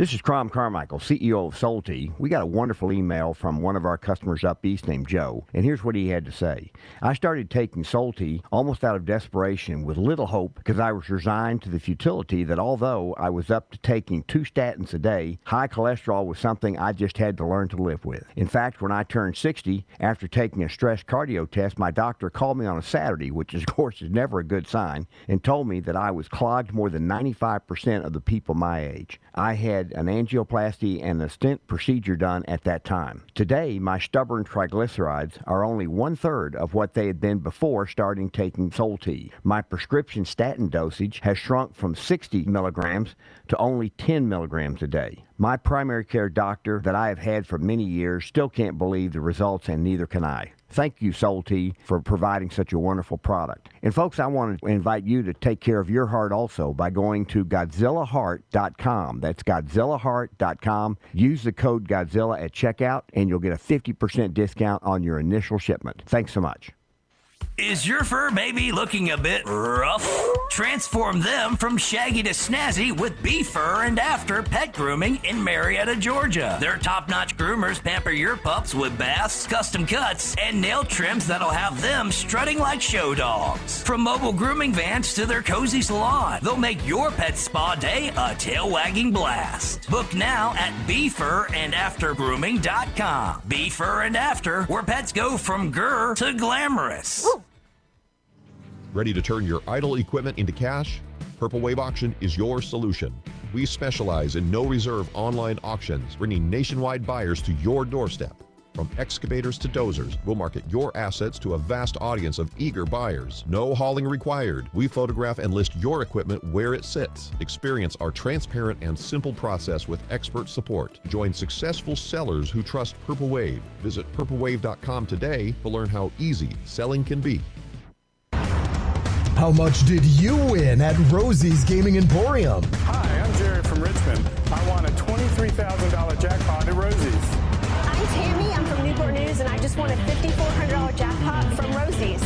Hi, my name is Kim, and I'm from West Virginia, and I won $99,000 jackpot at Rosie's. Are you ready? Learn more about Rosie's rewards and jackpots at rosiesgaming.com. Must be 18 or older. Problem gambling? Call 1-888-532-3500. The Cats and Cosby Show. It's the top news of the day. John Catsimatidis and Rita Cosby tackle today's biggest issues with a New York state of mind. We are going to talk about dirty money. This is a total failure of the media, the journalists, and the Democratic Party. Treat yourself to a bite of the apple. It's a common sense recap of the big stories. Cats and Cosby, weekdays 5 Eastern, 4 Central on the stations of the John Fredericks Media Network. And those are the big headlines of the day. I'm Matt Van Epps, and I approve this message. Meet woke liberal Afton Bain. This is great. We've got our girl squad, and we're bullying the ICE vehicles and state troopers. So this is a win. Afton Bain, so woke, she thinks it's a win to harass police. This is great. We've got our girl squad, and we're bullying the ICE vehicles and state troopers. So this is a win. Woke liberal Afton Bain. When she wins, we lose. Paid for by Matt Van Epps for Congress. My fellow Americans, I was this close, very close, to buying from the lumber yards. These are sick people. But I turned my head at the last second, and I saw a big, beautiful ad for D.T. McCall's. These are highly respected people. If I had not turned my head at the last second, I would have been ripped off at some lumberyard for $200 in hidden charges, and D.T. McCall & Sons are never going to do that. They'd never do that to you. These are great people. I've known them for a long time. They have great deals, and I just have to say, nobody knows deals like I do. D.T. McCall & Sons has locations in Lebanon, Carthage, Lafayette, Cookeville, and Franklin, and they have been family-owned in Middle Tennessee for over 100 years. These are tremendous people. D.T. McCall & Sons. Check out one of their stores today. Impersonator not endorsed by Donald Trump. Welcome back to the Michael Patrick Leahy Show. Now, here's Michael Patrick Leahy. Welcome back. I'm Tom Pappert here filling in for the remainder of today's broadcast of the Michael Patrick Leahy Show. Michael will be back tomorrow. He's on his way back to Tennessee right now after attending the National Journalism Award ceremony last night, where we, of course, received our Dow prizes for the phenomenal, in my own estimation, reporting we've done on Kilmar Abrego Garcia. I was thinking of Kilmar this morning, as I so often do when I go and check my usual morning routine. Part of that is to go check and see if there's been any developments in the Kilmar Abrego Garcia case, in case I need to hop on the radio and inform our listeners the latest twist or turn in this never-ending saga. One of the things we've learned from the Kilmar Abrego Garcia case is, in my opinion at least, the common illegal action, the crime of human smuggling. He's, of course, being charged with this. He is yet to be found guilty or innocent at trial. The trial is coming up in January, but it goes back, of course, to that November 2022 traffic stop where he had 9 passengers, 10 people in the car total. It was a modified Chevy Suburban, so they could hold all these people. Nobody had anything except a toothbrush. They had no personal effects on them whatsoever. One of the individuals in that vehicle was allegedly a minor. He gave a birth date that was prior to the age of 18 back in 2022. And I think this may be a bit more common, this crime, I mean, than any of us are really aware of. We, of course, know that during the Biden administration, illegal immigrants were able to take their criminal conviction. They could take their court paperwork to the airport, and they could use that as a real ID, I guess, to get on an airplane to go wherever they wanted to go. That was something that actually happened. But I think that this also happens on our nation's highways and freeways and interstate system. And I don't think that it was just the organization that Abrego Garcia was allegedly affiliated with. I think there's a lot of them. And I don't think that they all work, quote unquote, construction. That was the story, the claim, I should say, that Abrego Garcia told police officers. Let's take a look at this story from Michigan, clip 11. This is the business in question that has a Metro Detroit couple in hot water with federal investigators. It's not just simply an immigration case that's charged, it's also money laundering. And these are the federal documents investigators say detail the inner workings of the plumbing empire built by Moises Orduña Rios and his wife Raquel over a 5-year period. The Plymouth Township couple owned Orduña Plumbing, Manpower Supply, and allegedly hired undocumented workers, took their passports, and crammed them into tight living quarters. These photos from the criminal complaint. The federal complaint focuses on Rochester, New York, but Michigan, Ohio, and North Carolina are also mentioned as places the company operates. According to the complaint, out of 253 workers, only 6 were in the U.S. legally and permitted to work. The complaint claims the husband and wife generated $74 million in their plumbing business that was based out of Michigan. So whenever you... Okay, I'm sorry. We got to pause it. We may go back to a $74 million. These people are alleged to have gotten rich on the backs of illegal immigrant laborers in an industry, by the way, that pays extraordinarily well right now. I was reading in a commercial break, actually, it came across my X feed. There is a little old lady, I believe in the state of Kansas, might have been Missouri, where she had a dripping faucet, calls a plumber, gets the bill, $500 for a $27 part and 30 minutes of work. They are in demand right now. And 246 of them those jobs were given to illegal immigrants, allegedly. And I'm just thinking, and we're going to play the rest of the news clip here in a moment, but they said that they are in multiple cities.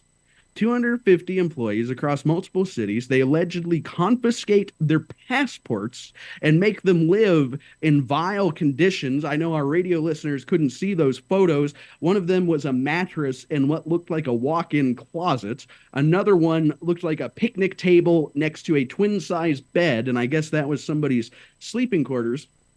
How are they getting them between these cities? Or do they do that? Do they just take their passports and then make them serve a specific region? I look forward to following this case because we might find out if these allegations are proven true. Let's go back to the clip and let's see what else the prosecutors are alleging. Whenever you use money that is unlawful and yet deposit it into a bank and you manipulate the banking system, that's money laundering. And that's what the government's alleging here. Former federal prosecutor Matthew Schneider reviewed the 27-page complaint, which mentions investigators interviewing the workers on numerous occasions and the company's use of the WhatsApp messaging app. In this case, you've got physical evidence, statement of the people arrested, and the government was listening to the communications of the defendants. So you actually have all three of those things.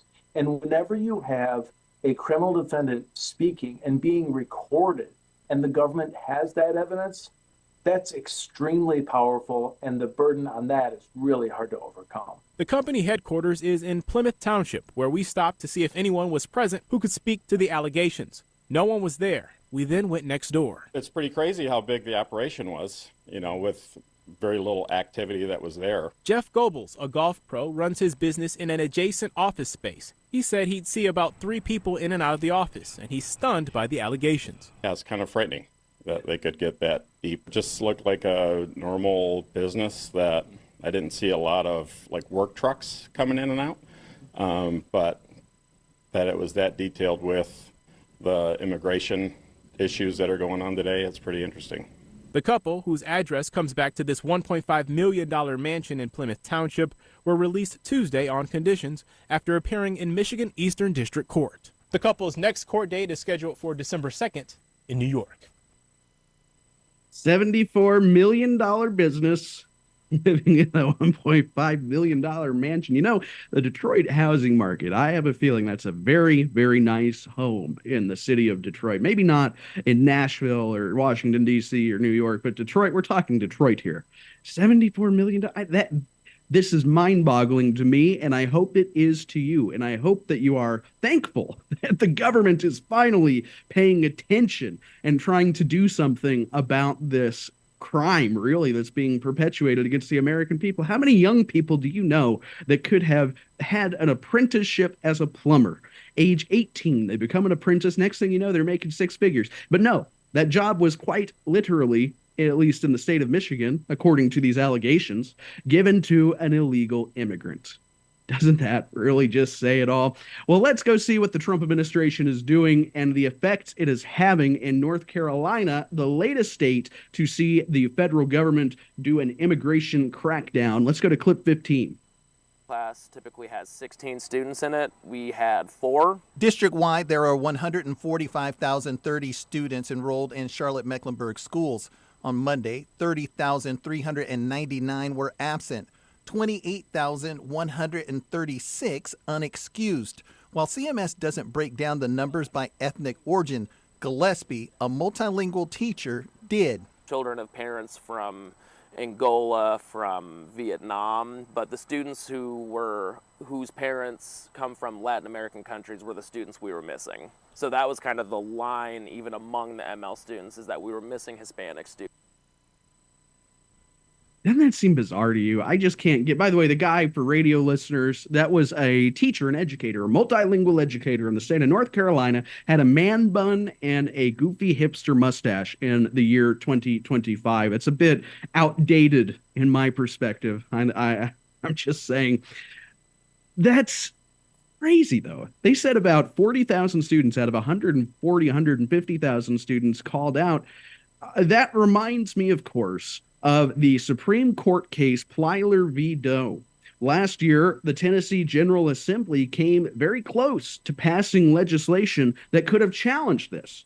Plyler v. Doe is, of course, the legislation that, or the judicial decision, I should say, Supreme Court decision that mandated all school districts throughout the United States of America to provide equal learning opportunities to illegal immigrant students. I believe this case came out of 1987. The country was a little bit different back then. The number of illegal immigrants was certainly dramatically lower.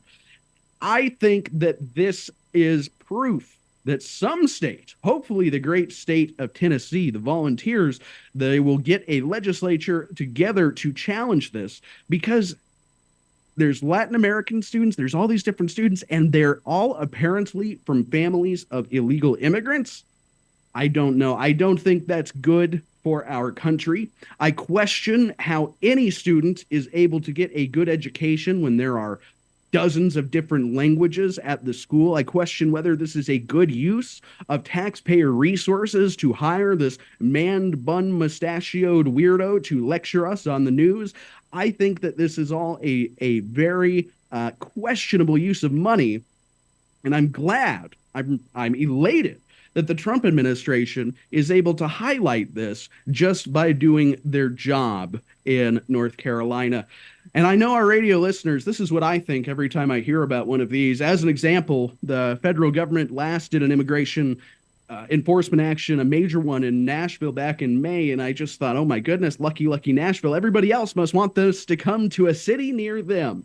I know that's my position. I want them to be there all the time. In fact, I think some of the luckiest people in this country right now might be in Memphis, where the Memphis Safe Task Force, last I checked, has arrested more than 2,800 people, including, one would imagine, a few illegal immigrants. They've also rescued 100 children. Marsha Blackburn ran through the numbers earlier in the broadcast, and it's really something to behold.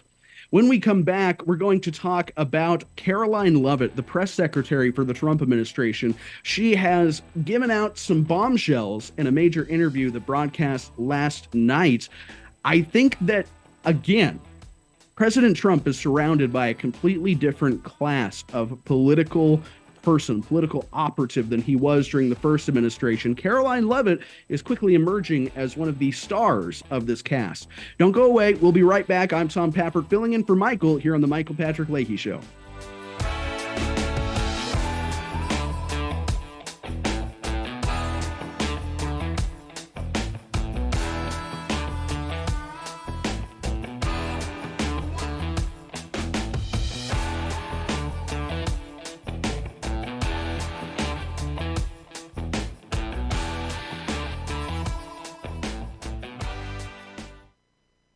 Hey folks, Al Green here for SatPhone. When you're on the go, you want to know you're connected. If it's a family vacation or an off-the-grid escape to a remote destination, having reliable communication helps you feel safe and secure. You can't afford to find yourself in a dead zone. That's why you need SatPhone. SatPhones are reliable, durable, and give you global coverage. If you can get outside, you can get in touch. It's that simple. Make calls from your SatPhone to any regular cell phone in the United States. The phones are $1,500 value, but you can get yours free. Just sign up for a 15-month plan, $94.95 a month. Get 150 minutes monthly that roll to the next month. Go 3 months without using them, that's fine. Yes, 3 months, 450 minutes, all yours. Visit SAT123.com or call 855-980-5830. SAT123.com, 855-980-5830. Get surety and security with your SatPhone. Call now. Attention construction pros. Purple Wave Auction brings quality equipment to your fingertips. Join our bi-weekly online auctions featuring dozers, excavators, loaders, and more. We provide detailed listings, photos, and seller contact info. Inspect online or in person. With our no reserve policy, every item sells to the highest bidder. Visit purplewave.com today and see why informed builders choose Purple Wave. Transparent processes, real deals, your next great purchase awaits. purplewave.com. When you're learning something new, experience matters. At Lifestyles Unlimited, we've spent over 30 years teaching people how real estate investing works and how to build income with a clear, step-by-step strategy. Our program is designed to help you learn what to do, why it works, and how to take action at your own pace. Join today for just $297, a 60% savings off the regular price.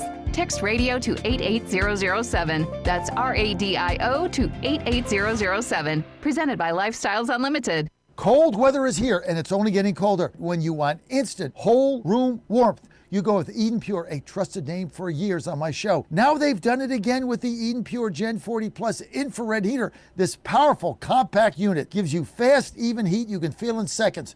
Infrared heat warms you directly, not just the air around you, and it doesn't dry out the air. It's quiet, compact, and safe with multiple built-in safety shutoffs, and it heats up to 1,000 square feet, perfect for the living room, bedroom, or office. And right now, Eden Pure is thanking our listeners. The Gen 40 Plus normally sells for $224, but Eden Pure is giving our VIP listeners an additional $50 off bringing it to just $174. That's right, only $174 for state-of-the-art infrared heater. Now, this is a limited time offer with a strict limit of 3, and supplies are moving fast. So go to EdenPureDeals.com, use promo code Godzilla50. EdenPureDeals.com, promo code Godzilla50.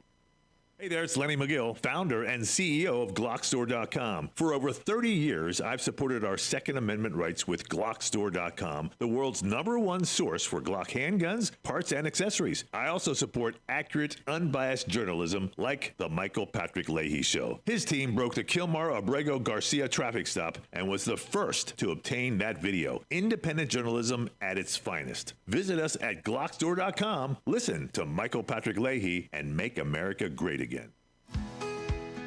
This is State Senator Mark Pody.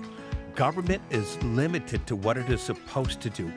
One of the things that is critical that we're supposed to be working on is transportation. Here in Middle Tennessee, our roads need more help. As your state senator, we are focused on getting more money reoccurring without a new tax increase for our roads here in Tennessee. This is State Senator Mark Pody. Paid for by Campaign for Mark Pody, Christina Hibden, Treasurer. Welcome back to the Michael Patrick Leahy Show. Now, here's Michael Patrick Leahy. Welcome back. I'm Tom Pappert, still filling in for Michael Patrick Leahy as he returns to the great state of Tennessee. He will be back tomorrow guest hosting, or regularly hosting the show without a guest host, is what I meant to say. I want to talk about Caroline Lovett and really the difference to the White House press corps under President Trump versus Biden, even versus Trump 1.0.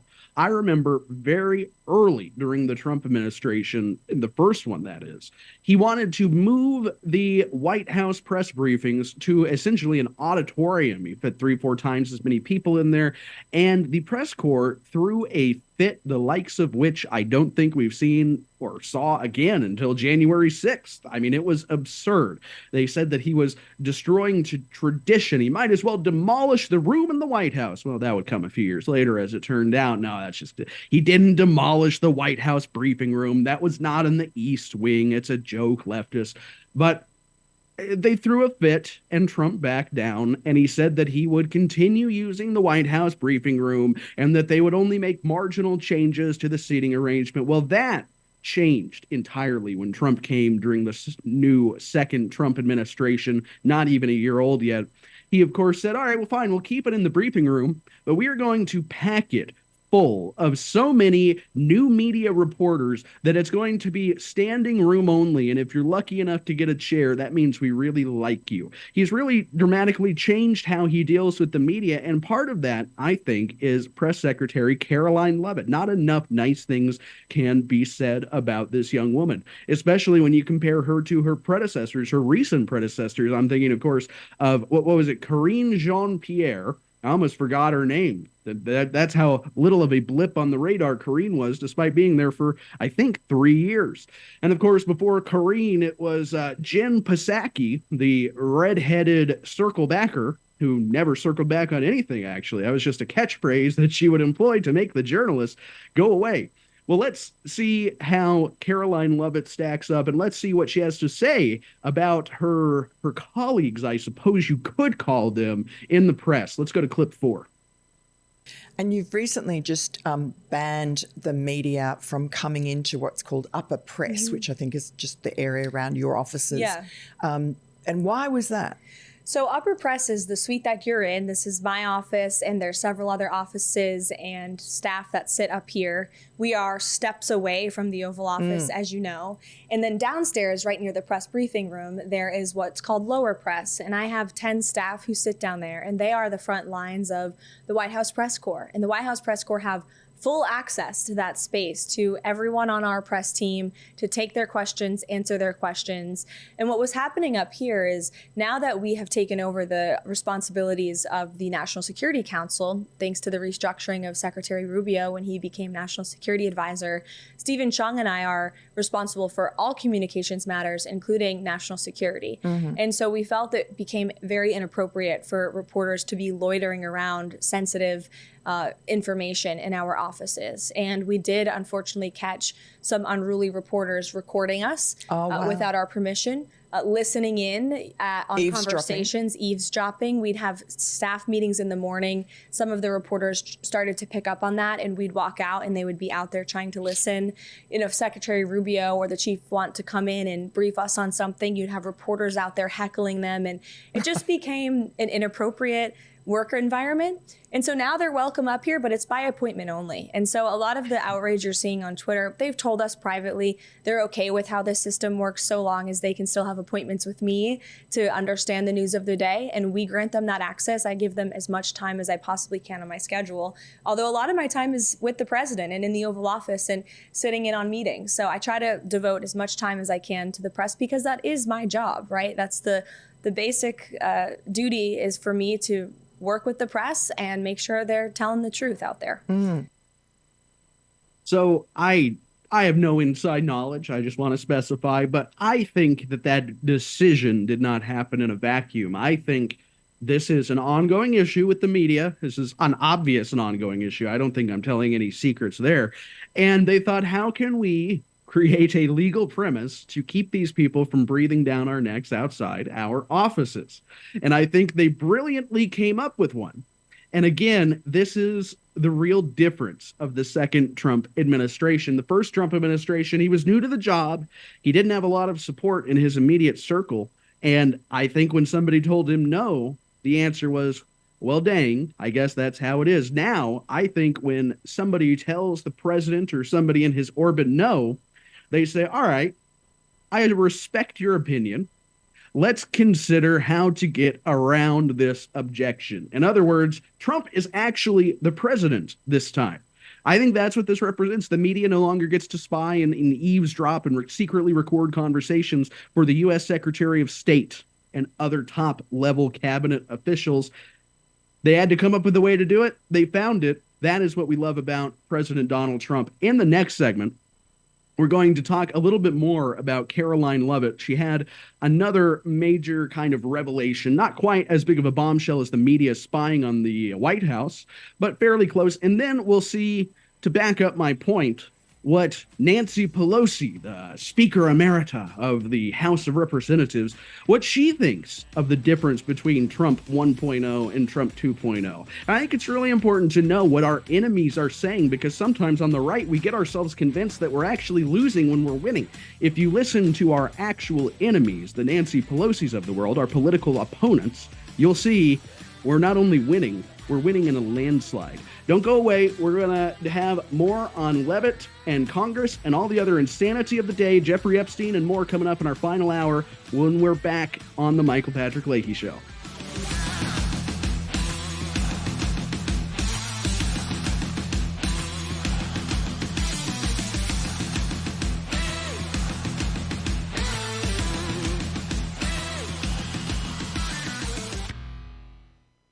It's the Michael Patrick Leahy Show. Trouble for John Bolton. Who sends private secure messages when you're national security advisor to your wife and daughter?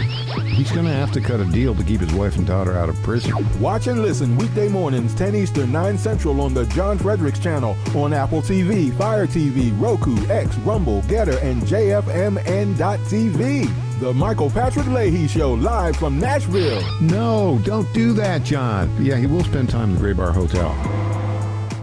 Now more than ever, it's imperative to support companies that share our conservative values. That's why I can't be more excited to tell you that I've switched my family to Patriot Mobile. Patriot Mobile is America's conservative wireless provider. When you switch to Patriot Mobile, you shift your support away from the leftist, woke, progressive agendas of Big Mobile. Patriot Mobile's wireless service works perfectly and seamlessly as you go about your lives with exceptional nationwide coverage that uses the same towers the main carriers use. Patriot Mobile donates a portion of every dollar earned to causes you care about, to organizations that fight for religious freedom, First and Second Amendments, sanctity of life, and the needs of veterans and first responders. Patriot Mobile has plans to fit any budget, along with great discounts for our veterans and first responder heroes, as well as multi-line users. Switching is easy. Just go to patriotmobile.com/Godzilla or call their U.S.-based customer service team, 972-PATRIOT. That's 972-728-7468. Use offer code Godzilla for free activation.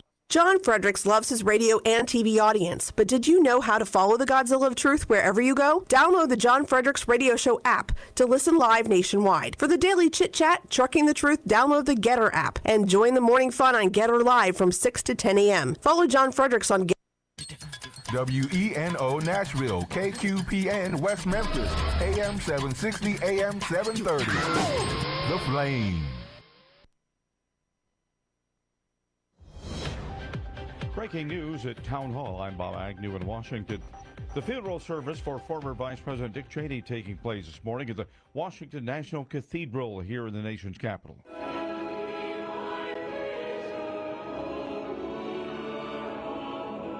The mourners include 2 former presidents and 4 former vice presidents, joined by other public officials and dignitaries at a service that's by invitation only. Earlier this year, the Washington National Cathedral was the setting for the funeral of the late President Jimmy Carter.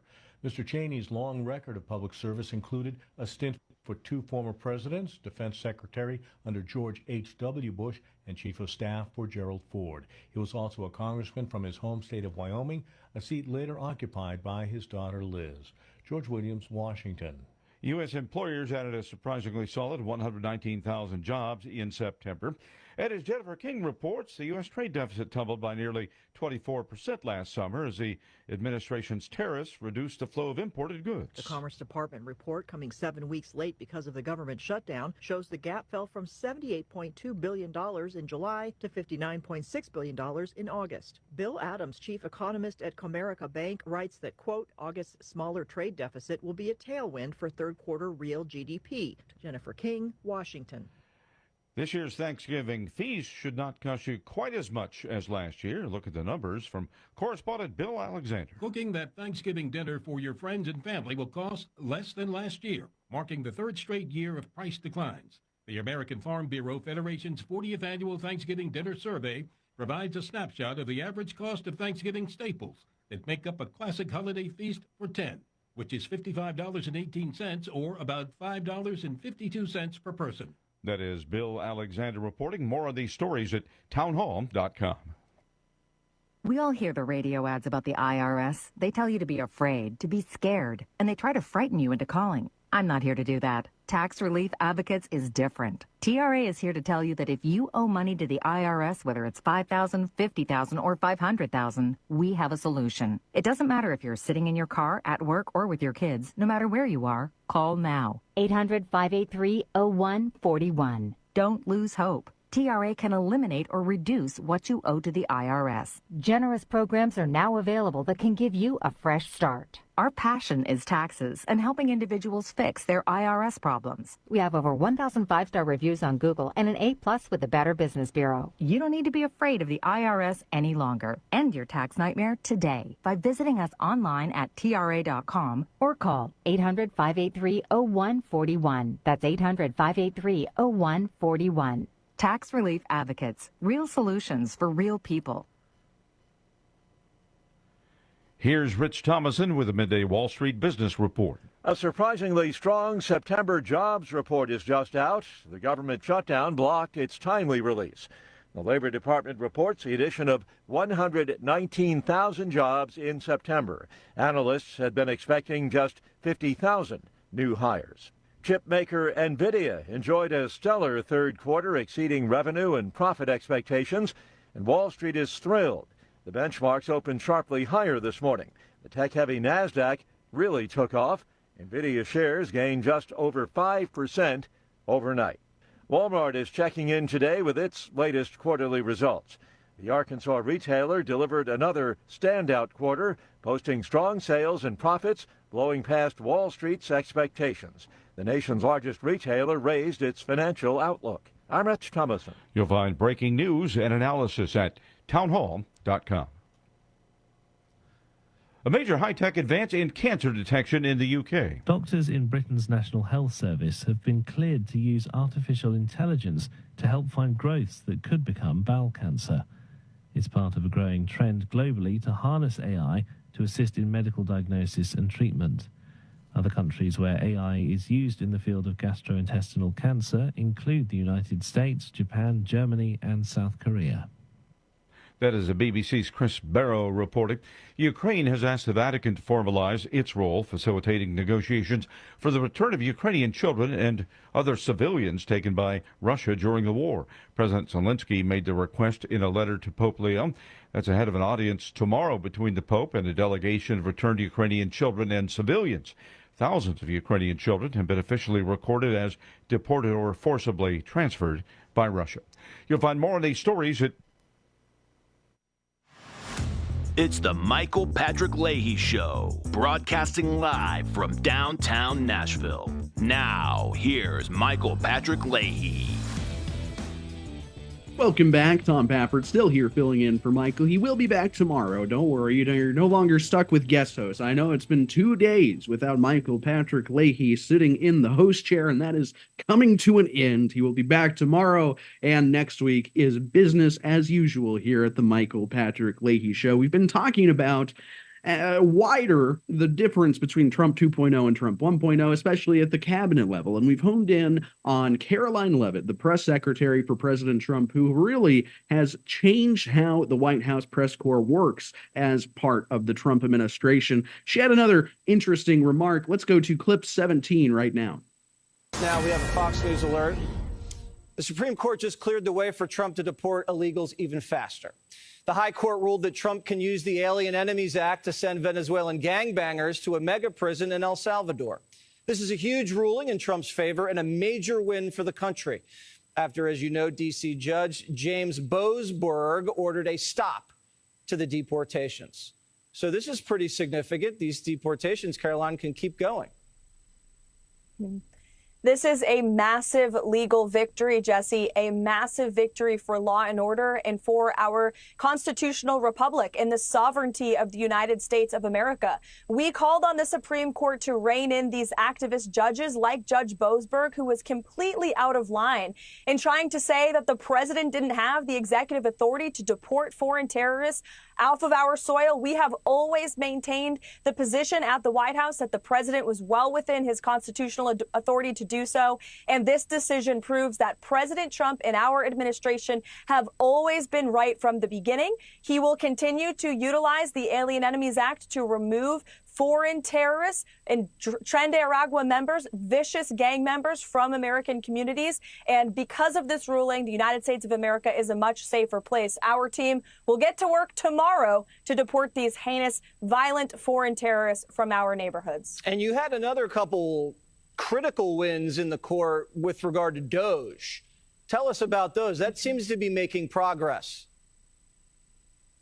Yes, absolutely. There have been many wins that the mainstream media has failed to cover, particularly over the weekend. The Supreme Court also ruled that the president does, in fact, have the authority over federal funding, that he can dictate what funds can go out the door and what can't, so long as they are part of the executive branch. So we have always, again, maintained that every executive order the president has signed, every executive action that he has taken has been well within his executive authority. And DOJ is doing a tremendous job at cutting back at the waste and the fraud and the abuse that have been ripping off American taxpayers, that have not been aligned with our interests here in our country. So we're going to continue the president's agenda. Again, he's well within his constitutional authority, and it's great to see the Supreme Court reining in these activist judges who are wearing robes but are acting as judicial activists, not as real judges and real arbiters of the law.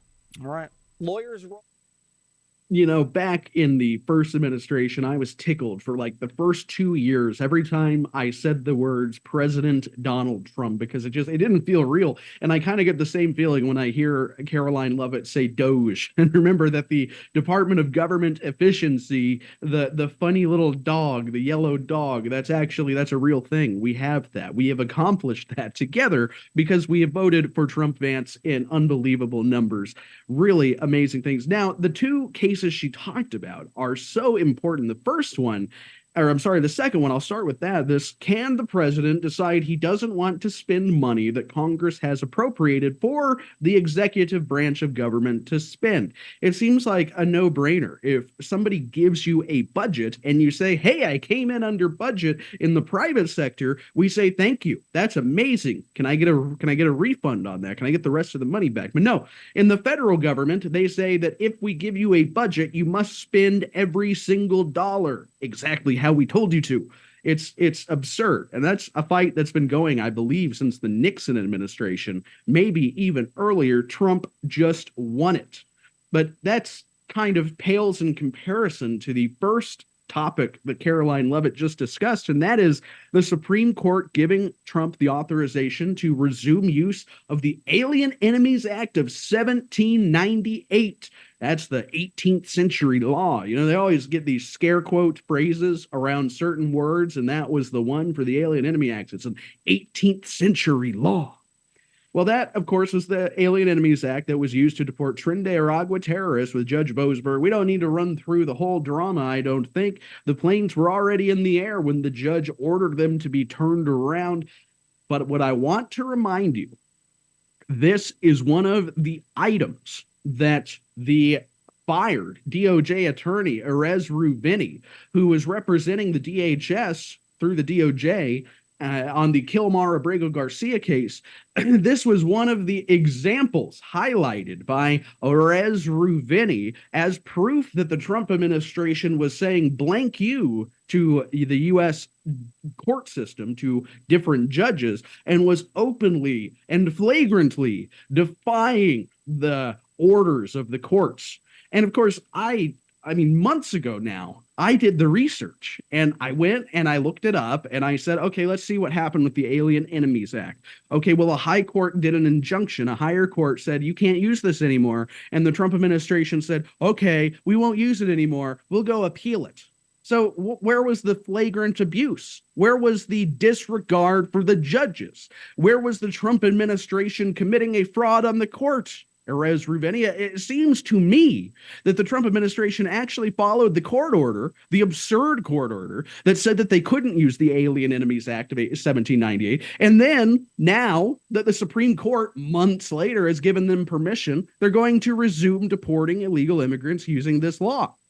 It's preposterous. It's very difficult to wrap your mind around how somebody like Erez Ruvini can really say these things with a straight face. But, you know, I guess I just don't have his disposition, his affect in life. Because remember, when he spoke to, I think it was the New York Times podcast, who knew the New York Times had a podcast, by the way?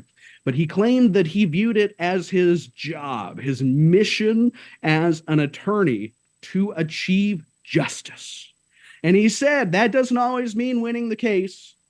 That means achieving justice. Truly a bizarre situation we've had. And now, again, the more time goes on, the more President Trump is just proven right on these things. And it's because he has a good team. Pam Bondi may be the weakest member of the team in terms of her political relations, or I'm sorry, her PR or public relations, but she's getting the work done. These are two victories that Pam Bondi helped achieve, these two cases. Let's see what Nancy Pelosi, the Speaker Emerita, let's see what she thinks of President Trump's cabinet and how they're performing under Trump 2.0. That's clip 3. No, I want to talk about my house, the House Democrats, and how we're going to win and what's there. But just in terms of what you are racing against, I mean, and I know you haven't spoken to him in a long time. Nah. Do you think he's a different leader than he was back then in the first term? I think he is, but I think more dangerously, he's surrounded by much worse people than he was before. There was some check on him before, but I don't see that now. I think the people that he has appointed are probably the worst cabinet in history. But apart from that, their employees, it's not about what they think, it's about what he thinks, and that's it. In most administrations. She's retiring, by the way. I hope she has fun with the grandkids. It's hard not to say mean things about Nancy Pelosi, but what she said there is key. The Democrats, these far left lunatics, and Nancy Pelosi is one of them. She confirmed it to AOC years ago. She said, hey, I know what I'm a fellow traveler. I'm just operating within the system. And now what Nancy Pelosi just admitted there is that the Trump administration is the most effective it could possibly be. He has the best possible people in every single cabinet level position, and it's so bad that she's retiring. She's going to go to her winery and live out the rest of her days as a loser. We'll be right back. You're watching the Michael Patrick Leahy Show. I'm Tom Pappert.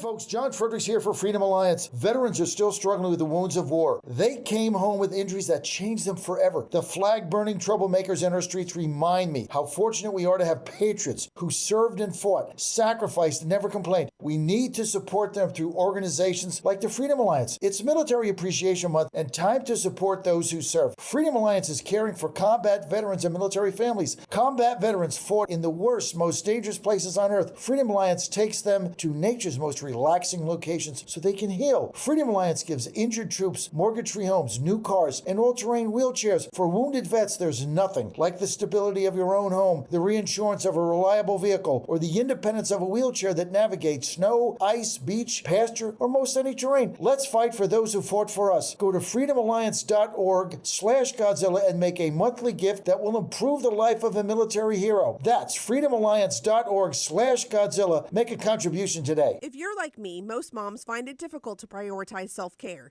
Hi, it's Colleen, Program Director at the John Fredericks Media Network. With the demands of programming 13 radio stations, it's easy to forget about the things I should do for myself daily. And that's why I started with our company's Women's Challenge with Native Path Collagen Peptides. It's affordable and convenient care in just 1 scoop a day. There are so many incredible health benefits like bone and joint support, metabolism booster, and hair, skin, and nail improvement. I like to take a moment each day to prioritize myself and indulge in the health-boosting benefits of Native Path Collagen Peptides. I love mixing it up with all the different smoothie recipes, too. Learn more about Native Path Collagen Peptides and read 7 important reasons why you should be taking collagen peptides at getnativepath.com/Godzilla. Prioritize your self-care with Native Path Collagen Peptides. Try it risk-free for as low as $21 today and get free shipping at getnativepath.com/Godzilla. Target.com. Target.com is an online e-commerce tire retailer. We are here to serve the American public with the best possible customer service, the best pricing, and we make it extremely easy. We have many name brands and a lot of low-cost tires. The price is right, and it's easy. You go online to Target.com, Tireget.com, Target.com. You go there, you put your zip code in, all the inventory displays right in front of you. You can call in for help if you want to. We'll help you get the tire that you need. But we will take the tires you buy and at no extra charge deliver them to the dealer right by your house where they will be installed at the market price. It's easy. The best price, the best service, great people to deal with. Thank you for going to Target. I didn't risk my life for this country just to watch career politicians wreck it. Matt Van Epps, 9 combat tours. True American hero. Now, I'm on a new mission to bring down prices, create good-paying jobs, and lower healthcare costs for working families. I'm Matt Van Epps, and I approve this message to fight for America, because that's what I've done my whole life. Matt Van Epps for Congress. Paid for by Matt Van Epps for Congress. Welcome back to the Michael Patrick Leahy Show. Now, here's Michael Patrick Leahy. I'm Tom Pappert, still filling in for Michael. He will be back tomorrow. As I mentioned before, we've been talking about the Trump administration, how effective it is. It doesn't get the credit it deserves much of the time, especially from the very online right on X.com. But just imagine how much worse things could be. In addition to all the accomplishments, how wonderful everything is, there's an international body. You may have heard of it. It's called the United Nations. And it has some hilarious members. I mean, Saudi Arabia, they really reformed. They've come a long ways. But back when they still wouldn't let women drive, they were appointed to be like the guardians of women at the United Nations. It's just hilarious what goes on at this international body. And they have a climate change conference, it turns out. A reporter from Rebel News, the Canadian Fox News, really recently attended this and delivered a report. Let's see exactly what goes on at the UN Climate Change Conference and who is included. Let's go to clip 14. You know what else I learned here? That Jews are bad for the environment, if you believe the United Nations and the people they allow to exhibit in here, because we found the pro-Iranian regime exhibit, and it had a healthy dose of Free Palestine, obviously. But they had these little displays on the wall noting that the Ayatollah and his mullah friends are real climateers, and that the Jews, in their bombing of Iranian nuclear facilities, actually they called them peaceful Iranian nuclear facilities, are causing environmental carnage. I'm sorry. This is the upside down world that we would be living in if Kamala Harris had somehow managed to win. That we would be on that side. I hope everybody understands this. The Democrat Party has flipped their lid. They are 100% aligned with the radical Islamists, with the people who hate America. And again, that is the claim, I guess, from the pro-Iran people at the United Nations, that bombing Iranian nuclear facilities is bad because it causes environmental damage.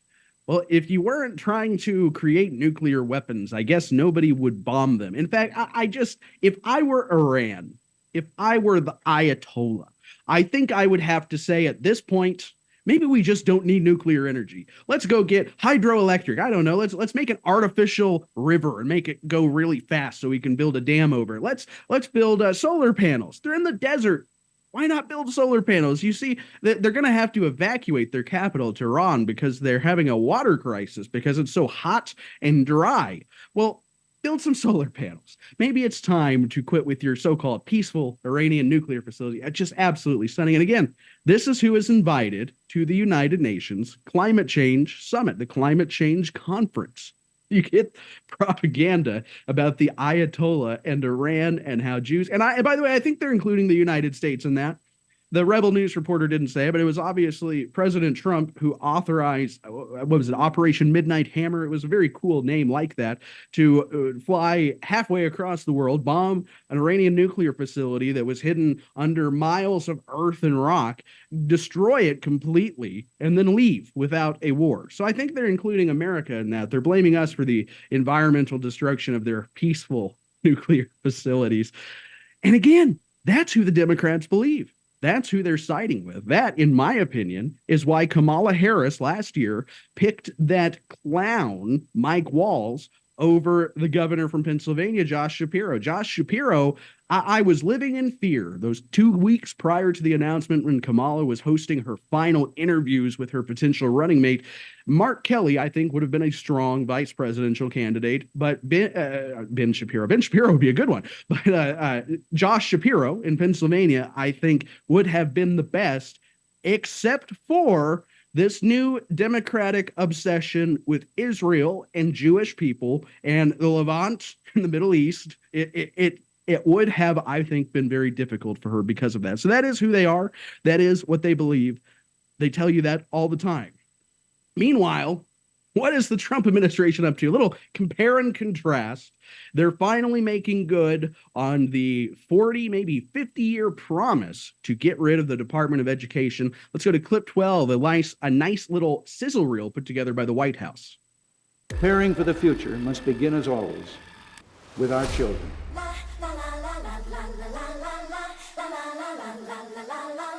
Better education doesn't mean a bigger Department of Education. In fact, that department should be abolished. Across the country, we need to implement strict prohibitions on teaching inappropriate racial, sexual, and political material to America's school children in any form whatsoever. And if federal bureaucrats are going to push this radicalism, we should abolish the Department of Education.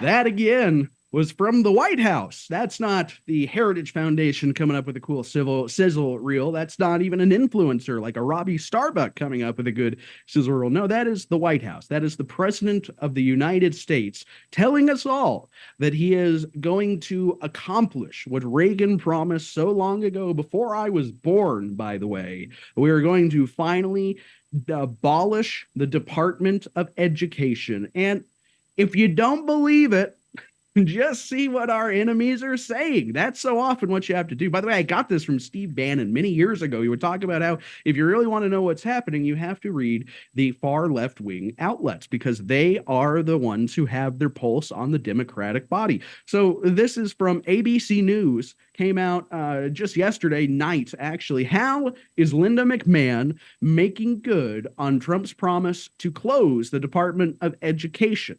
And after making the case that Linda McMahon is taking the appropriate steps and moving in the right direction, that's about 2.5 paragraphs of the article. The rest of the article, in my opinion, is a puff piece for a woman by the name of Randi Weingarten, who leads the National Education Association, the teachers union. She is a radical left-wing figure. If you follow conservative news at all, I know you know who this woman is. And ABC News just turns over their article to, again, become like a puff piece for the teachers unions and for this wonderful woman, American Federation of Teachers president, I should say, not NEAFT, Randi Weingarten. She told the outlet, what Trump says is, I'm getting rid of the Department of Education. He's making it clear that the only department that actually deals with children now, he says, I want to get rid of. That's an abandonment of the future. That's abdication of responsibility. It's abdication. It's abandonment of the future and abdication. You know what's abandonment of the future is leaving our children to be in these horrible, horrible indoctrination centers that masquerade as public schools. I know there's good ones out there. I know there's good teachers out there, but you have to look at the situation on the ground. We just heard a little while ago what's happening in North Carolina, where I think the grand total was roughly 40,000 students and 145,000 student district stayed home because they heard ICE was in town. Is the Department of Education really benefiting the citizens of our great nation living in that district in North Carolina or anywhere? This happens in Nashville. This happens in Tennessee. It's just in the news in North Carolina. Are they being served by the Department of Education by diverting funding to make sure that students who are apparently the children of illegal immigrants, speaking who knows how many different languages from scores of different countries, are our children, the children of citizens, being served by making sure that these children get an education in their native language? I don't think so. I don't.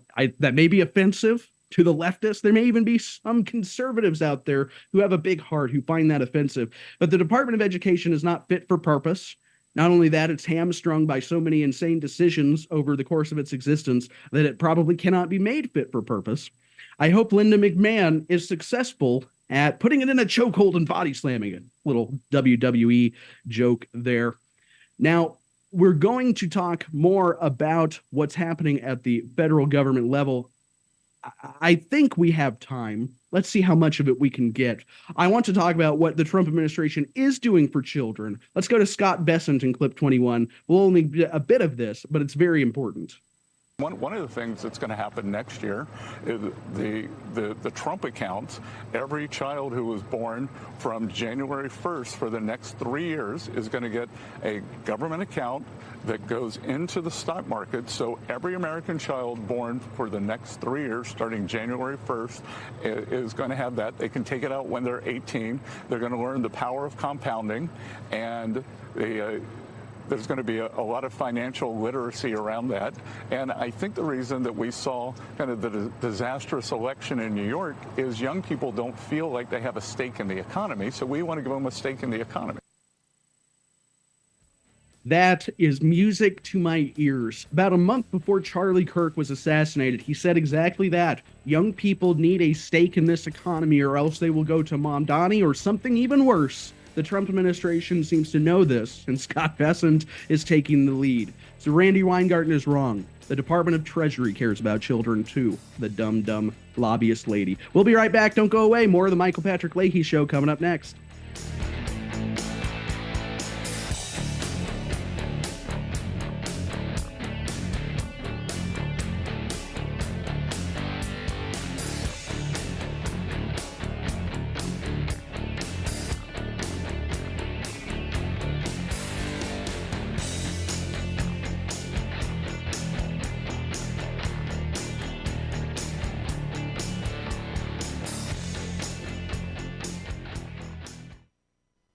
Everyone, EJ Haast here, founder of the Digital Footprint Management Agency and frequent guest on the Michael Patrick Leahy Show, here to tell you about GetFoundEverywhere.com. Customers are searching for your business everywhere: Google, Apple Maps, TikTok, and new AI platforms like ChatGPT and Gemini, which is a total disruptor. Traditional search engine optimization isn't dead, but it is on life support. Old tactics don't work anymore. So how can you make your business stand out? GetFoundEverywhere.com makes your business pop on over 50 search, map, review, and AI-driven platforms. With one easy dashboard, manage business profiles, social media accounts, direct messages, even texts and reviews.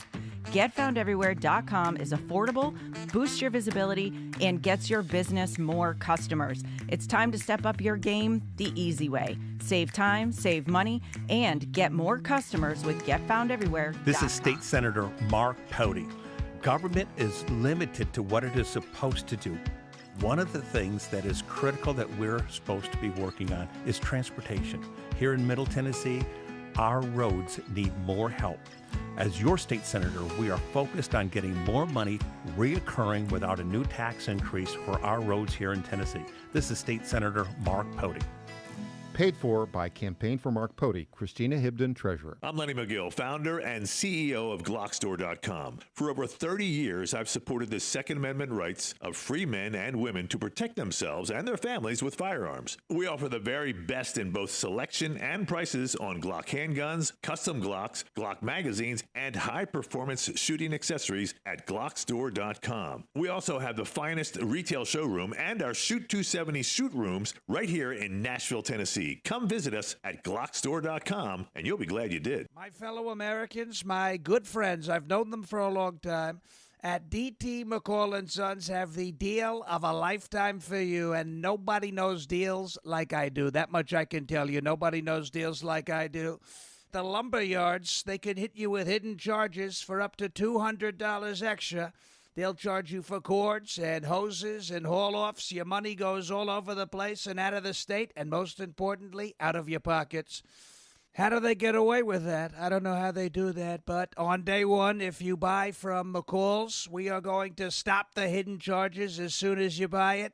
D.T. McCall & Sons has locations in Lebanon, Carthage, Lafayette, Cookeville, and Franklin, and they have been family-owned in Middle Tennessee for over 100 years.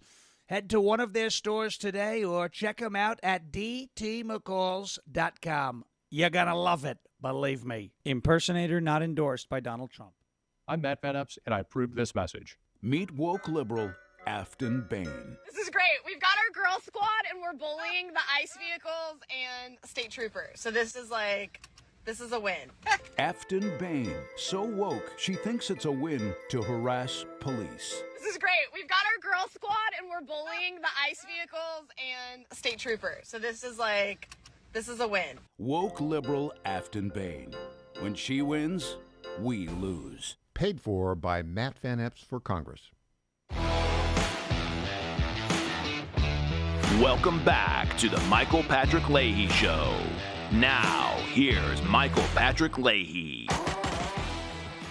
Welcome back. Tom Pappert here, filling in for Michael for the remainder of this show, the last half hour here. Rob Carson will be next as usual. I promised early on we'd talk about Jeffrey Epstein, and I am a man of my word. I started to go in a different direction with our producer in the break, and then I thought, no, there's going to be somebody out there from the first hour who remembers that I said that and would hold it against me. I get so tired of this topic because it's such a serious issue. We're talking about, the allegation, let's talk about what we know. We know that Jeffrey Epstein had madams that would go and recruit underage girls to perform disgusting acts on him. The allegation is additionally that this was a network that Jeffrey Epstein would offer these underage girls to other men, rich, famous, powerful men. That's the allegation. The former is proven, the latter is suspected by some very, very strongly. But it's been so long since these offenses took place, there's never been a smoking gun. I don't think that a pedophile trafficker would keep a ledger that says, on X date, I trafficked this child to this rich guy. I don't think that's how it would work. I'm no expert, thank God.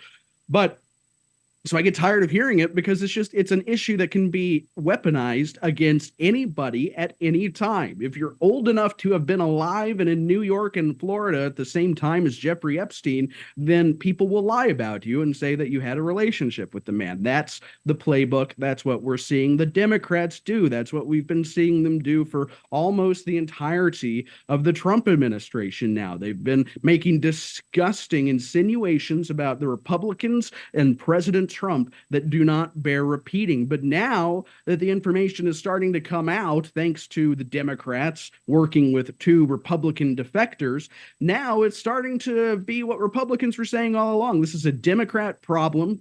Trump said it in 2015. This is going to be a big problem for Hillary Clinton. What with her husband? I think Trump alleged that Bill Clinton went to the island. I don't think that's ever been proven. But of course, we now know that Stacey Plaskett, the representative from the U.S. Virgin Islands, was texting with Jeffrey Epstein as they were trying to, one of their many Get Trump committees. She was texting with Jeffrey Epstein. But worse than that, we've also learned that Hakeem Jeffries was... Sorry, it's so hard to say these things and keep a straight face. Hakeem Jeffries, the man who would be the Democratic Speaker of the House, but for Donald Trump's MAGA revolution, that guy was apparently soliciting Jeffrey Epstein for political donations at the start of his political career. So let's start with what Hakeem Jeffries had to say about Plaskett. Let's go to clip number 5. Have you spoken to Stacey Plaskett after this controversy emerged? I have not. Can you confirm if there was a deal last night to sink the resolution against Congressman Plaskett in exchange for not bringing a censure resolution? We've made clear repeatedly we're not going to unilaterally disarm. So you're saying there was no deal? I'm saying we will not unilaterally disarm. Not now, not ever. Mr. Leader, why wouldn't you speak to Stacey Plaskett? I said I haven't spoken to her since the censure resolution went down. No, about this text controversy. I have not spoken to her since the censure resolution went down. Have you talked to her about this text controversy? She and I have talked, and it's a private conversation that will remain private. One thing. He seemed angry. He seemed upset. He didn't like getting asked about why a member of his Democratic caucus was texting with Jeffrey Epstein. Why wouldn't he chat with her? And then he said, I haven't talked with her. We had a private conversation and it will remain private. Could you just imagine? I know she's kind of self-immolating her political career right now, but imagine when this was happening to Marjorie Taylor Greene, when she said something on Facebook 5 years before she ran for office. I don't even remember the context anymore, but she lost her committees over it. Well, when it's the Democrat side, they can literally be texting with a convicted pedophile and nothing happens. In fact, Hakeem Jeffries, well, let's just go to let's go to clip number 6 and let's see James Comer discuss the controversy with Hakeem. Colleagues' coordination with Epstein. Another email shows Democrat fundraisers invited Epstein to an event or to meet privately with Hakeem Jeffries as part of their 2013 effort to win a majority. So Hakeem Jeffries' campaign solicited money from Jeffrey Epstein. That's what we found in the last document batch. The files underscore why former President Trump must appear for his deposition. We've subpoenaed him. To date, the Democrats have done nothing to help us secure his appearance. I support full transparency. The Oversight Committee will continue to work to get the truth to the American people and to get justice for the victims. That's our goal of this investigation. With that, I yield back. The gentleman yields back. The irony of all this cannot be lost. For the past, I mean, it's been months. I don't even know how many months, at least 6 months, we've been hearing about from the Democrats how Trump was going to be implicated. Trump's going to be proven to be a close associate of Jeffrey Epstein. They were personal friends. They had Thanksgiving together. And then we actually get the emails and we see that Jeffrey Epstein called Donald Trump evil. We know that Donald Trump is the one who banned Jeffrey Epstein from Mar-a-Lago before he was ever indicted, convicted. I'm not even sure if he was under investigation at that point. So we've been hearing about this nonstop. You go to your Facebook comments section, which is, Mark Zuckerberg, far left Democrat, and you read the comments and they highlight these comments from people who are saying, Trump and the island, and it's insanity. It has been the most effective distraction from the Trump administration and its achievements that has come about. There's been nothing else. The Democrats have not been able to weaponize a single other issue. They aren't able to do it on immigration, even as Trump deports 600,000 so far, 2 million self-deported on top of that. They haven't been able to do it on transgenders in schools, even as Trump wages war against the medical establishment on that front. They weren't even able to get Obamacare as a talking point because the Republicans refused to give it to him. The one thing they've had is Jeffrey Epstein and these unfounded, unsourced, unverifiable accusations, allegations, and insinuations. And now it's all going to blow up in their faces. I think it really must show the desperation of the left, too. They knew in January of this year the Republicans were ascendant. We were on top. We owned all of the government, and our voters were enthusiastic. And the only thing they could come up with, they knew it was a ticking time bomb with a fuse. And when the fuse went off, it would hurt the Democrats more than the Republicans. But they lit that bomb anyway, that bomb called Jeffrey Epstein. And now we're seeing what happens next. It will be very interesting to see. By the way, I know it was, Massey who came up with the entire scheme to get the Epstein files released. What even are these files? Nobody can tell me what they think or expect these files to be. But Massey wrote in his own bill on this subject that the Attorney General of the United States, in this case, Pam Bondi, will have the final say over which files get released for ongoing investigations, pending cases, etc. So it's all a bit of a fake out. It's all a bit misleading. And it's been a distraction as people like Zoran Mamdani have risen to power. We now have a socialist, a communist. What is it that Sean Farash calls him? The Muslim Marxist from Manhattan, Mamdani. He's going to be the mayor. He is. I mean, he's the mayor-elect. It's over. He's in. And, let's see what Mayor-elect Mamdani is up to while so many people are distracted with Epstein. Let's go to clip 24. And one of the things that we've said, beyond saying we're going to make this a sanctuary city for LGBTQIA plus workers, beyond saying that we're going to establish an office of LGBTQIA plus affairs, is also that we're going to provide $65 million in funding for gender-affirming care, the same amount of funding that the federal government threatened to pull out from local providers for that kind of work.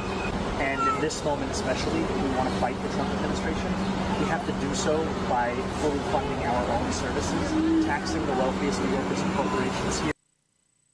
You got to trans them kids.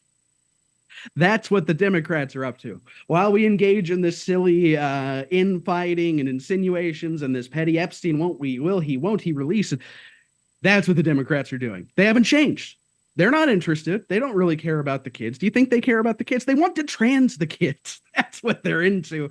They want to make them infertile. They want to change their bone density. They want to make them grow the wrong sexual organs. And they want to perform invasive surgeries that will make them lifelong pharmaceutical patients. That's really, in my opinion, at least, what the trans thing is all about. It's about creating lifelong pharmaceutical patients because they're going to need their hormones, be it estrogen or testosterone. But these surgeries are complex. They're new. They're innovative. They're plastic surgeries to the nth degree, and they require years of ongoing care. So that's what the Democrats are up to, $65 million. So New York City can continue to let its doctors and its medical establishment have their way with the future of children who are confused, who are propagandized by schools. But at least we got some email about Bubba and Jeffrey Epstein. Isn't that great? Isn't that wonderful? I think this is a moment, this entire post special or not special election, off year election period that we're in now, for Republicans to reflect and realize what's actually important, and that is actually saving kids that are under threat right now of having their lives ruined by transgenderism.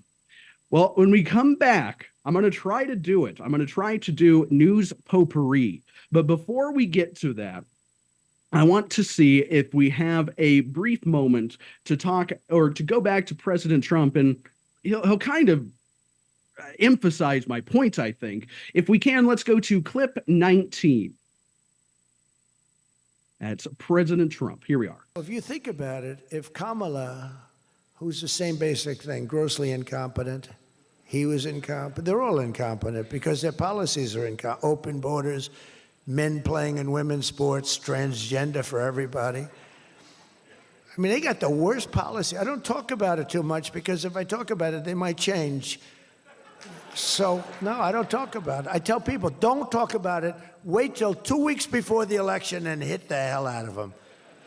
Right? We talked about that, right, Elon? He said, we wait 2 weeks before. It's almost like you're at a war. Don't shoot yet. Don't shoot. Hold your fire. The enemy's rushing. Hold your fire. Don't shoot. Okay, now you can go. 2 weeks before. But I watched a guy the other day, a congressman, fighting for men playing in women's sports. And the new weightlifting record for a certain weight was just set. The man was 119 pounds higher than a woman champion who was a phenomenal champion. Beat her by 119, and he was an average lifter prior to transitioning. A lot of the Saudis are sitting here saying, what the hell is he talking about, transition? They don't do, Yasser, they don't do a lot of transitioning. They're sitting here, the Saudis are saying, what is he talking about? They're saying, what do you mean women are playing against men? No, that doesn't happen, does it? Yeah, it does. These people are crazy. They are crazy. And though I do think Trump was right, you should wait until you see the whites of their eyes. Think back to what the Republicans, many of the influencers that I enjoy, not this radio show, not the Tennessee Star, but what were so many people talking about the week heading into that special election? Was it Epstein? Was it nonsensical issues that didn't matter? Or were they talking about the transing of children and the men in women's sports? I think we all know what the answer to that is, and it's unfortunate. It's a moment of reflection for us all. We'll be right back. I'm going to try news potpourri on the other side.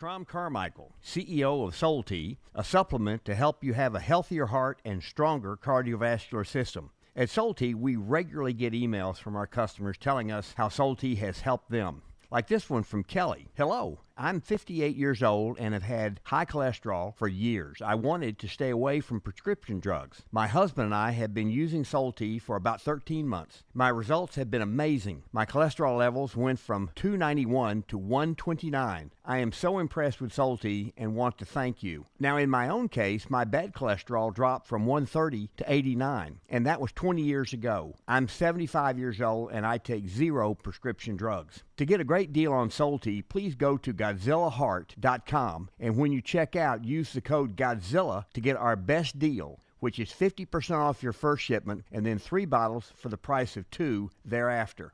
You don't have to live with a broken Do you heart. suffer from Try declining Solti bone and today. joint health? Hi, it's Tina with the John Fredericks Media Network. And when I heard about our company's Women's Challenge, I jumped on the opportunity to test this amazing supplement that's already restoring my bone density, soothing my joint pain, and helping me regain lost mobility. I've experienced so many benefits in such a short time with Native Path Collagen Peptides because they support my bones and joints, boost my metabolism, and unleash the most radiant skin and hair since my 20s. In just 2 weeks, my knee stiffness is gone, and I'm already hitting the gym more aggressively. And I get so many compliments on my glowy skin and shiny hair. Native Path Collagen Peptides are so easy to take. They're tasteless, odorless, and mix great with my morning coffee. Read thousands of 5-star reviews at getnativepath.com/Godzilla. Level up your self-care with Native Path Collagen Peptides. Try it risk-free for as low as $21 today. And get free shipping at getnativepath.com/Godzilla. In 2008, the amount of concentrated time people could spend on a task without becoming distracted was 12 seconds. 5 years later, it was only 8 seconds, 1 second less than a goldfish.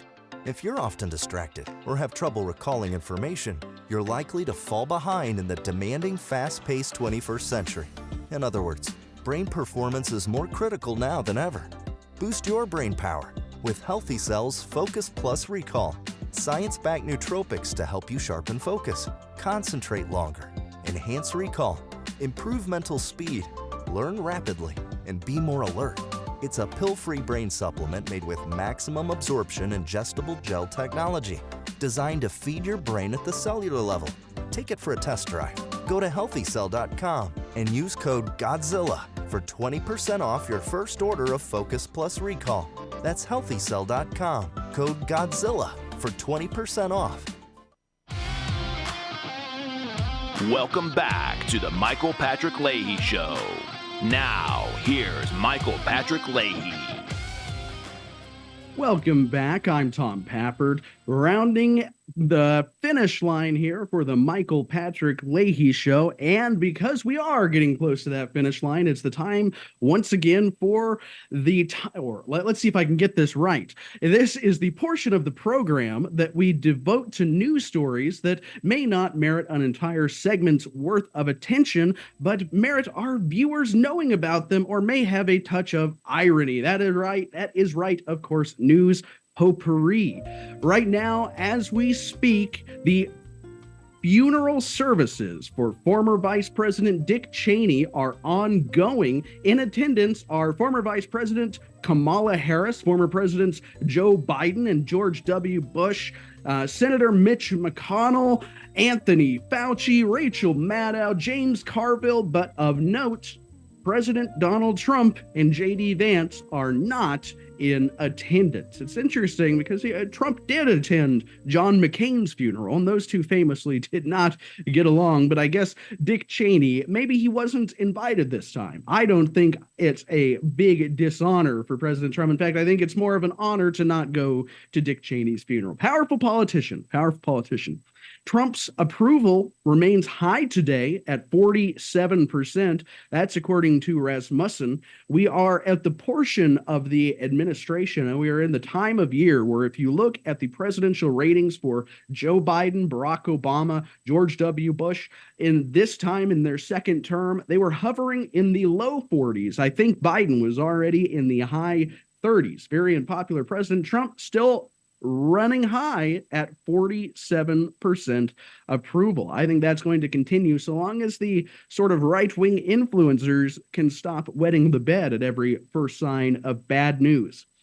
Joe Rogan is back in the news. He's always in the news, really, but he's kind of been hot and cold on President Trump. He was very hot on him prior to the election. I think he had a small part of turning out young men my age, to go to the polls to vote Republican in landslide earning numbers. But Joe Rogan has been a little wishy-washy on immigration. But he's right on this. Here's what he had to say about the protests going on against President Trump and the administration throughout the country. Quote, 99% of them are losers. The other ones work for the Fed. It's FBI agents and losers. That's all it is. Well, speaking of losers, U.S. Senator Chris Murphy he's upset that the Democrats don't run Congress under a Republican administration. He says all that matters is what Donald Trump believes. So you can't really negotiate with the Senate or House Republicans because they are just waiting for Donald Trump.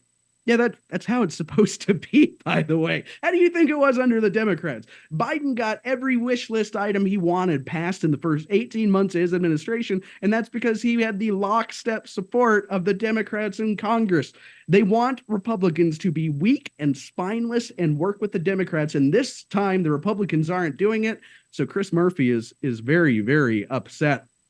Well, you know who else is upset, as she so often is Alexandria Ocasio-Cortez, AOC. She's very upset about the Republican Party in 2025 and how it really seems to reach young men, the people I was just talking about, that Joe Rogan has so many of them viewing his show. She says the GOP is, quote, radicalizing and exploiting young boys, unquote, by pushing them into, quote, masculinity, which requires the domination of others who are poorer, browner, darker, or a different gender. This is what I'm talking about. This is such a tired old talking point. AOC may be the young face of the Democratic Party, but she certainly sounds no different than like an Elizabeth Warren or one of these octogenarian Democrats, at least at this point. Let's go to Marsha Blackburn. We've got a clip of her talking about these Democrats that wanted, I guess, an insurrection against the United States in the military. Let's go see what Marsha had to say about that. And I think it's clip 23. And fierce libs of TikTok posted, Democrats are encouraging members of the military to commit treason and defy orders from Trump. And Republican Senator Eric Schmidt says, sounds a little subversive to democracy-ish. Your thoughts on this? Well, indeed, I think that Secretary Hegseth was right. They have stage 4 Trump derangement syndrome. And it is inconceivable that you would have elected officials that are saying to uniformed members of the military who have taken an oath to protect and defend that they would defy the orders that they have been given to execute their mission. I find it inconceivable, but that is what they have chosen to do, and we will see what the response to them from Democrats. You know, Harris, I talk to Tennesseans every day. I did a telephone town hall last night. People want to see respect for the rule of law. They are appreciative of our nation's military and of the work they do to protect our nation. Stage 4 TDS is right. I often find myself agreeing with the senator, and on this one, it is no different. Earlier, we talked about ICE in North Carolina. Again, about 40,000 students called out in a district of 145,000 students altogether. Well, we now have the totals. You would think, right? 20,000 arrests, 30,000 arrests, half the city missing. Nope, 250. That's all. 250 illegal immigrants, criminals, thugs, etc. 250. I wish it were higher. I think 250 is a good number, though. Remember, it was about the same number they got in Metro Nashville when they had a similar operation not long ago. Zoran Mamdani, we've been talking about him tonight. Well, what was he doing? I'm sorry, we've been talking about him this morning. What was he doing last night? You might be wondering. As mayor-elect, is he back in Puerto Rico glad-handing with other Democrats? No, he was at a Democrat Socialists of America endorsement meeting. That's wild. Democratic Socialists of America run New York City. Insane. Speaking of crazy Democrats, Jennifer Welch, one of these talking heads on the lamestream news, said that MAGA should abandon J.D. Vance because of his Indian wife and mixed-race children. I'm sorry to report that Republicans are not the racist boogeyman that you seem to still think it is. You haven't adjusted from your 1940s perspective. I don't even know when that ever was the case, if ever. Trump says Federal Reserve Chairman Powell has mental problems. He wants Scott Bessent to do something about it. Remember, Scott Bessent allegedly gave a jab to Elon Musk not long ago. And finally, Ilhan Omar's Somali diaspora sent back a total of $1.7 billion in remittance payments in 2023. That's money earned in America sent back to Somalia. Immigration is a real issue in this country. Thank you so much for watching. This has been the Michael Patrick Leahy Show. I'm Tom Pappert. You can follow me on X at RealTomPappert. Thank you so much. Michael back tomorrow, I promise.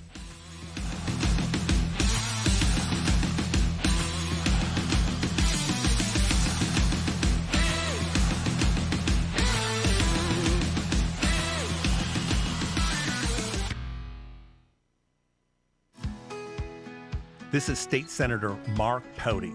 Government is limited to what it is supposed to do. One of the things that is critical that we're supposed to be working on is transportation. Here in Middle Tennessee, our roads need more help.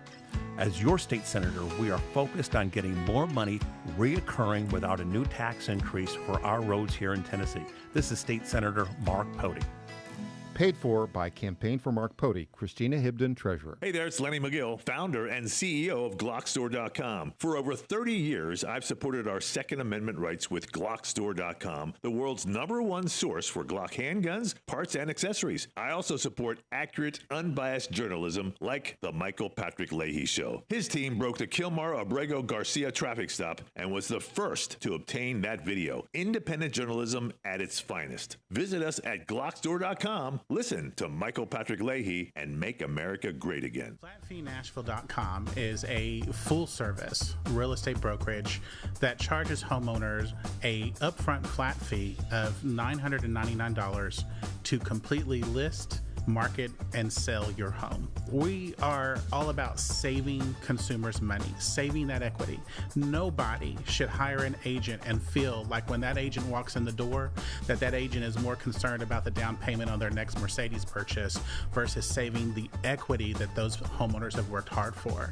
I've spent my entire career in ensuring that the equity that people save and they put into their monthly mortgage every single month, as much of that as we possibly can goes back to them when they go to list and sell that home.